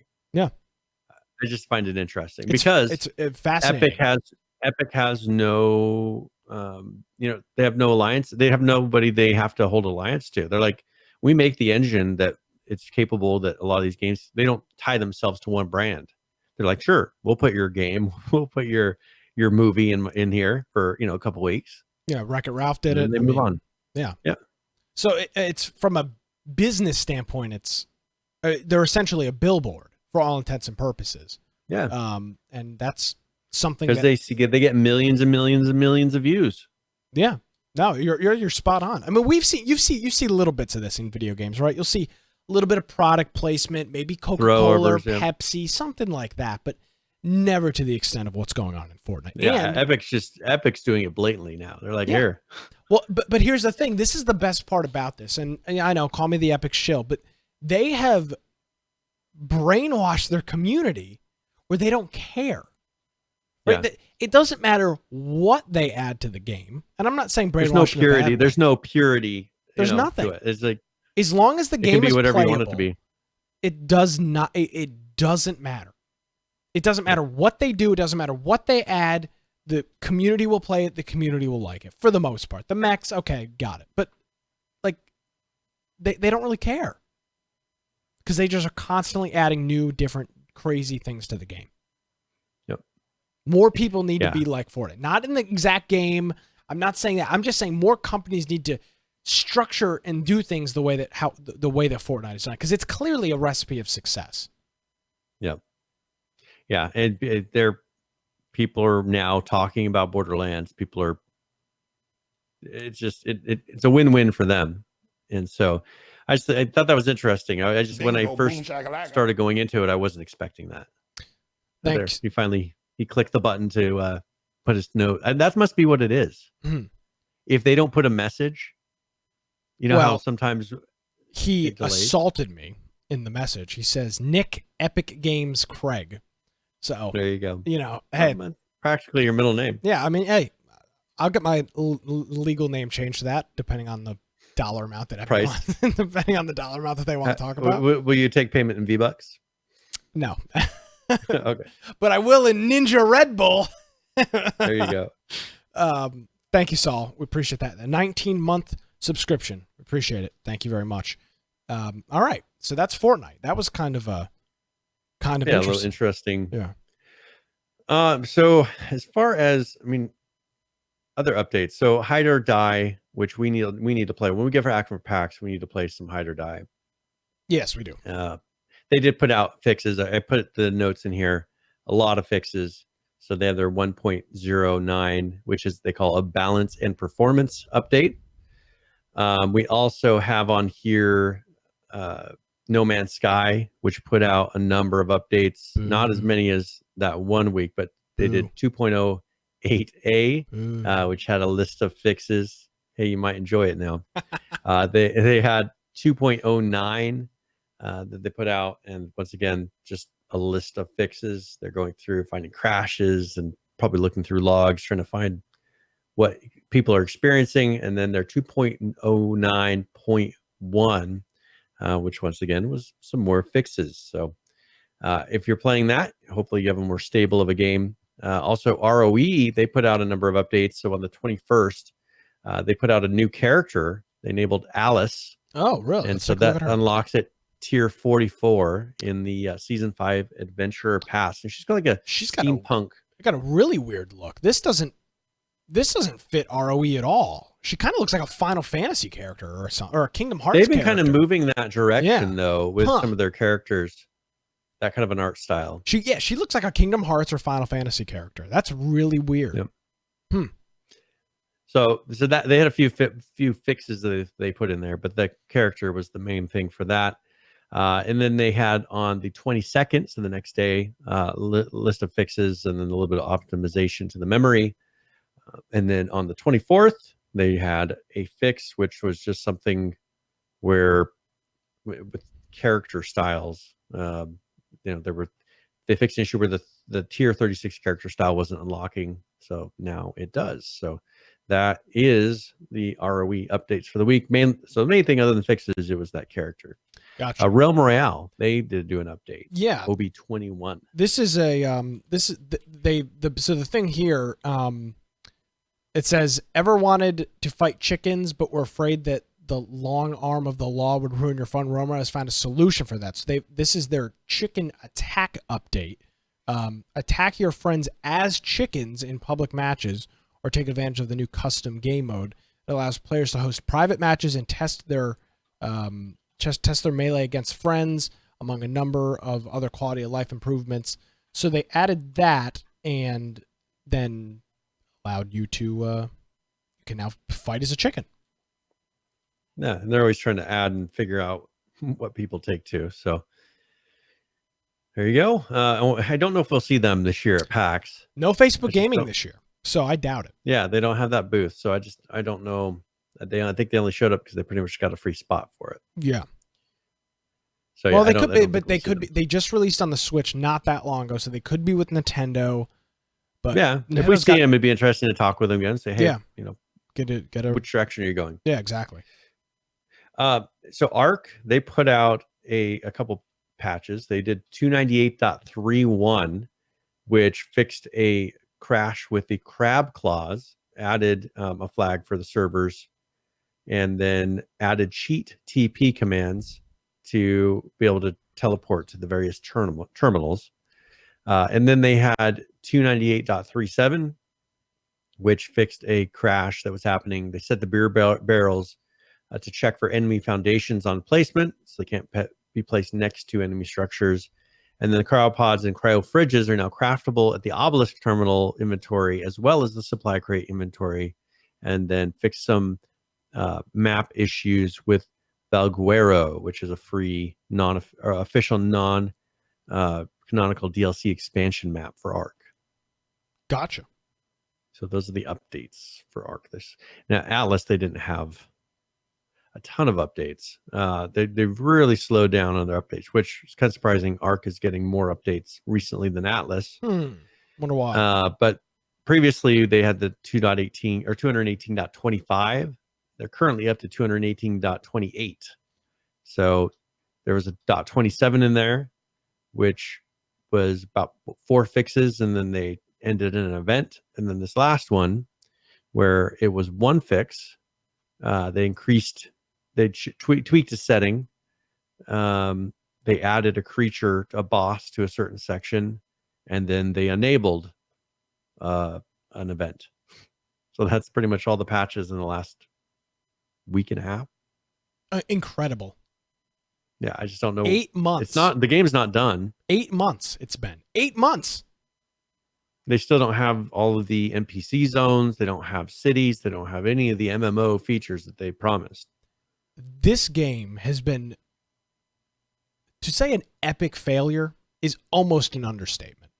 I mean, it really is incredible, Brian. When you look at Atlas and you say, oh, they're not, Folks, it's been 8 months since the game's been out. It's not been 5. It's not been 2 years. It's not been a year. 8 months. And the game the game went from hot talk on town, MMO that's going to flip over the whole thing, to no updates and no players. Yeah. Look at the snap of a finger. I'm going to look at the obviously we'll have current players coming up here in a minute, but you look at their all-time, let's see, what is their all-time? Their all-time peak was 60,000 players. From that to 1,000 players. Yeah, and that, I mean, I think they've given up on it. I think they've, of course. I think they've just been like, well, that didn't work. Now let's go back to Ark. I'll be frank, because we're critical of them. Nothing's better than realizing a project is going to fail and being able to move on from it. The Rend folks did that, are in the process of doing that, and are doing that. That's good, right? We like that. I don't like the IV drip. Not a fan. If you just get rid of it. Or in the case of Atlas, they're gonna turn off the servers, and most likely, and just make it a single player game where you can host your own servers. That's likely what they're gonna do. But just do it, right? Yeah. I mean, they released. I looked at the patch here. It's 1, 2, 5, 6 bullet points. Yeah. And one of them was turning off an event and then turning that event back on because the cycle had started over again. And this was over 2 weeks because there was not an update last week. Yep. So we've had 6 bullet points of changes in 2 weeks. Yeah, I think they've kind of just reshifted their resources to that new DLC that's coming out, and they're like, "All right, go work on that, guys. That's going to make us money." I'm ready. Let's do it. So, which I'm fine with. Likewise. So that's pretty much Atlas. Another one that put out an update this week was Rocket League. So Rocket League, they have started their season 12. Okay. And the version number is 1.66. And they gave all the rewards for season 11, started season 12. So they have their Rocket Pass 4. So this is the 4th season that they've been doing the Rocket Pass system. And so if you're interested in seeing what all that is, you can open up the game and go check out the Rocket Pass and see if there's things in there that you'd be interested in, because they usually do a whole different style of things that you can get through it, and a whole bunch of, they have a new competitive season. So this is Rocket League. They've been pretty consistent. It's owned by Epic now, if I remember correctly, right? Or that yes, the studio is owned by Epic now. They are. And so it seems like they're not trying to go and really change the game a bunch. They're just continuing because it's working. I think that would be a I don't think move. of it as a broken game at all. No, I think changing it would be a poor decision on their part. So yeah, so I think they're just continuing the seasons and making sure that it works. They're putting it, they have it on the Nintendo Switch, the Xbox, the PS4. Crossplay works very well with the game, so I think they're just keeping that going. And I think I don't think we missed anything. I think that's pretty much no, sir. I think we got it all. All of the titles. Wow, look at this. Under time and under budget. There we go. Well, actually, almost kind of on time. Well, we're about to. Yeah, we'll be on time. Wow, it's pretty crazy. Yep. So before we move on with anything further, again, we'll just do a quick recap. PAX West coming up this weekend. I have 2 additional pieces of content. We'll be live Thursday night. That video will be on YouTube and streamed. Then we will do a special edition of the Infection podcast on Saturday night. Schedule likely to change. Follow us on, or schedule could change. Follow us on Twitter at InfectionCast. We'll do that Saturday night. We'll do a recap of the show, of the things that we've seen so far, and some other things. And then a regular show on, well, sort of a regular show on Tuesday. We'll show our interviews and shoot the breeze for 2 hours like we do here each and every week. So that's the Infection podcast plan over the next week. Follow us on Twitter at InfectionCast. Make sure you're in our Discord. That's where you're going to get notifications. We're trying to do some periscoping or whatever, or maybe we could do stream on Twitch. I don't know what we'll do, but we're going to try to do what we can. We'll just try to do a couple different things and hang out and have a good time. So let us know. And again, if you see something that is going to be there, let us know so we can check it out. Yep. Very good. Yeah, definitely hit us up if you see, hey, this studio, if you know a studio is going to be there and you're like, I'm interested in this game, maybe people don't know about it yet, let us know, because then we can get on the ground with them and arrange an interview and check out the game for ourselves. Yeah, definitely. So please do let us know that. All right, Brian. Well, if we're done with news, I'd like to talk about current players. Does that work for you? Yep. All right. Very well, good. Here is the. By the way, I didn't make a Dead by Daylight graphic. I forgot. But nevertheless, here is current players, the games, and the people that are currently playing them. Let's take a look at Ark Survival Evolved. 29,042 people currently playing. A 24-hour peak, 47,700, with a 7-day peak of 62,154. Moving on over to Rust. Hopefully talk to them out in Seattle. 38,081. The 24-hour peak, 59,122, with a 7-day peak, 72,802. Miscreated, making a new map. Currently playing 338 people. The 24-hour peak, 497, with the 7-day peak of 668. Lots of questions about the new map and what they're doing with that coming up for Miscreated. Let's take a look at PlayerUnknown's Battlegrounds. 94,526 people currently playing. The 24-hour peak, 654,781, with a 7-day peak of 669,829. And finally, the sinking ship itself, Atlas. 1,627 people currently playing. The 24-hour peak, 2,359, with a 7-day peak, 3,362. And that is current players, Brian. Those are the games. Very good. And the people that are currently playing them. So, there you go. All right. So how about we go into tip of the week? Okay. What's And tip of the week? Where we give a general gaming tip or one for a specific game. And since I know everybody's favorite game right now, I thought I would do it on World of Warcraft. Oh, jeez. So this is tip of the week. I'm a gamer now. That's right.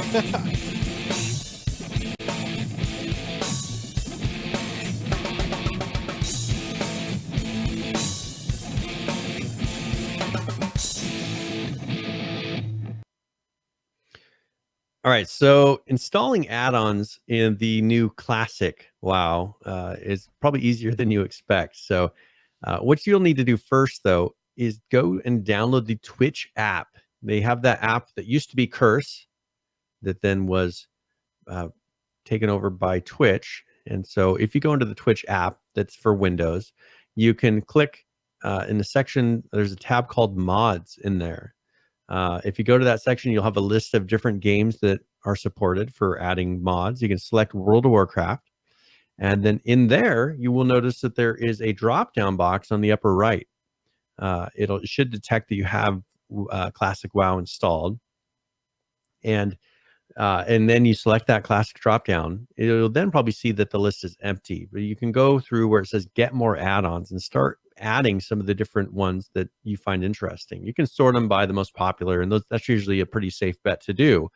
But the thing you need to make sure of is that where it says a game version to the right of the add-on, you need to make sure that's 1.13.2, because the version that WoW Classic is running on is equivalent to 1.13.2. So if it says something other than that, it might not work. Sometimes they'll have a release later, the version will be later, but if you click install, it will install the old one. What you could do is install the ones that you want to have and then look at your list of add-ons, and if you see ones that don't have the 1.13.2 next to the version, you could go ahead and remove those. You can right click on them, delete them, and then inside of the WoW, you should have them listed under add-ons, and it's been working pretty seamlessly. So they have a questing add-on. Bartender's what I use for redoing all the bars for buttons, and there's a lot of good add-ons you can do that'll really improve your experience with WoW. And so if you check that out, this will also update. I don't know how they're going to handle updates with these. If the add-on creators are going to be able to go in and update these old ones, I'm pretty sure that they will be able to kind of fix and make the classic ones improved or make sure they operate correctly. But this is pretty much the place you can go through and manage all those add-ons. And if you're interested in checking them out, Twitch app is free. The add-ons are all free, and it's easy to use. So that is tip of the week. Wow. Using the Twitch, using the Evil Empire Twitch to now can you install them without that? Is there a way to do that? Yeah, you can go to various websites. There's like CurseForge. There are websites that have these mods. Okay. That you can go and download the zip, and then you can extract them into a folder where mods are, and it'll be the exact same thing. Of course, you won't know when updates come out, but I don't, other than the ones that are, I think a lot of these are actively now because they're ones that are active under the current WoW.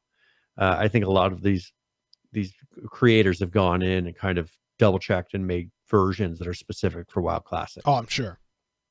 Cool. Because most of them now say, there's a few of them that don't, but most of them have like Classic in the end of the name. Gotcha. That's pretty cool, Brian. That's nice to. That's a good tip right there. That's something that probably most people don't. And know. it'll improve your experience in WoW. I mean, you could get in there, like for my nephew, I went in and pretty much I said, all right, here, let me just set this up. I set it up in a way that normally you wouldn't do the first time you're playing because you don't know what to look for. But just trying to make it a good experience to where everything is there. It tells you when you're standing in fire, like all the things that you don't generally see. Gives you indicators just to help you out and make it a little bit easier to play. Gotcha. There you go. Coolio.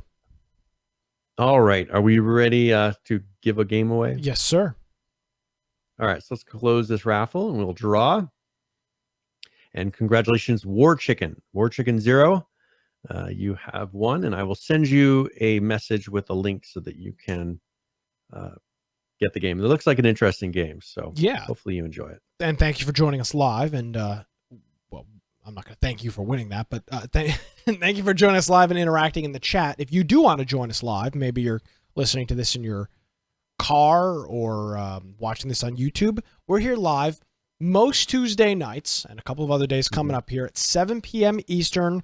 We are live on Twitch, we are live on Mixer, and we are live on YouTube. All three platforms every single week for your viewing pleasure. We've been here for 240 weeks straight. It's the 41st, 240 weeks straight.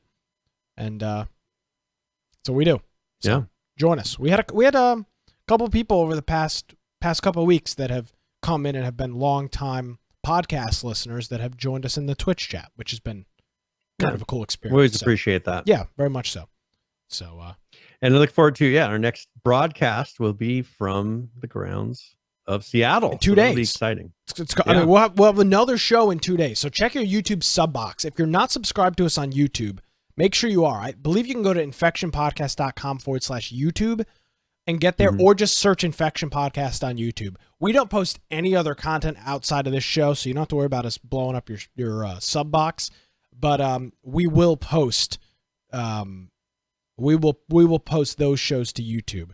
And Saul's saying, Nick, if you do well, I'll join you. I am. When I was gonna sign up now, but I realized I'd be pissing away half of my month by the time I went to Seattle and got back. So when I get back from Seattle, I'll see what's going on. I'm getting ready to change some things personally that might affect that. So we'll see what happens. But I'm absolutely looking forward to jumping into WoW, at least for a little while. I mean, I'm not looking to like turn it into a career. I just want to play a little WoW and be like, I played WoW Classic. Yeah, exactly. So that's what I want to do for the Horde. Yes, whatever that means. Don't know. So so that I'm not sure what that means. This time, I guess, for the Horde. Okay. For honor. Right, I guess you could the other side say for honor. Then I'm just gonna scream Leroy Jenkins every time I. Yeah, you can do that every time I play. I'll beat that horse till there's nothing left. Alrighty, Brian. Well, all right. I'll tell you this. I'm very much looking forward to see you here in 2 days. I'm. Yes, you too. I'm very excited. We've got 5 people hanging out in Seattle. We got we're rolling deeper than most development. We'll have more people for the podcast than we do than studios bring. We've got our marketing manager Sean, who's going to be out there. We've got our PR man Lance, hype man extraordinaire Lance, Brian, and I, Green Man Cartoons. I mean, folks, it's going to be a mess. so stay tuned for that. We're really looking forward to it. But as always, thanks for getting everything set up, and I will see you here shortly. Yes. All right. Well, if you want to find me at Boise Computer on Twitter, of course, my blog, biteoftech.com, and make sure you go check out our website, infectionpodcast.com, where you can go through And on the right-hand side, make sure you join our Discord server, because while we're in PAX, we'll be communicating back and forth through that app. They have a mobile app that's excellent, a desktop app, and a web-based app if you are wanting to not install anything anywhere. And so also we have our Steam group. If you want to get a notification before live shows start, that's a great way to do that. We have our Twitch channel, our Mixer, YouTube, and then all those audio forms, whatever platform you want to listen to us on for our podcast. Also, we have our show notes. So maybe we played a video, or we had some where we only played the beginning of the video and you want to check the rest of those out. We'll have those all listed in the show notes later tonight, and you're more than welcome to go check those out. Make sure if you have a Twitch Prime subscription that you just go through and click subscribe to us. So that pays for our trips to PAX, and it's very easy for people to do. One thing that'll help you remember to do that is join our Discord server. You'll get your role in there, and every time you see that your name changes color, it's a reminder, hey, go throw us your sub. And that's the people that have been faithful in that have made such a huge difference in what we're able to do with the podcast. So we appreciate each and every one of those. It does. And it costs a lot to go out to Seattle. And fortunately, the Twitch subscriptions and the Humble Bundles throughout the year cover our lodging while we're out there, which we're very grateful for. But even with that, it's still very expensive to go there. So you may think, oh, what's the Amazon Twitch subscription is like $2.99 a month or something like that, is what it calculates out. You may think, oh, that doesn't do a whole lot. Well, over the course of a year, with as many subs as we have, it is able to cover an Airbnb that's almost $1,000. So, yep. I mean, it really does help us out dramatically. So we really can't thank you enough for all of your support over the years, but specifically over the past year, making this if trip. We keep adding more and more people every year, we're out to get like a mini hotel, and then loading people in there, or just go to PAX East and PAX West. There we go. Now we're talking. Alrighty, or Brian. We'll go to Gamescom. We'll fly to Europe. That'll be the. I actually was pricing out Gamescom because I was like, that seems like the show to be at. I mean, really, it does. E3 is as long as we can all stay at Green Man's house. Well, he doesn't live in Germany, so. That's like a hop skip. I don't think it's a hop skip. I think you're very off on your. Can't get an Uber. I think it's very off on your European geography. Thanks as always, Brian, and please, for the love of Christ, don't miss your flight. Okay. I won't. And if I miss it, I will instantly jump in my car and drive there. Okay. I'll see you here Thursday. Yeah. Alrighty, folks. Thank you for joining us again. Follow us subscribe. Make sure you're on our YouTube channel. We'll have a couple new things this week. And follow us on Twitter at InfectionCast. Wow. What a show. Alrighty, my name is Nick Craig. You can follow me on Twitter at Nicholas M. Craig. Check out my Gab at Nick. And, of course, visit our website, infectionpodcast.com. If you missed any portion of the show, links, videos, everything else is on there. We appreciate it. We will see you from the sunny West Coast in Seattle in just a couple days, folks. Thank you for joining us. Have a great week. We'll see you Thursday.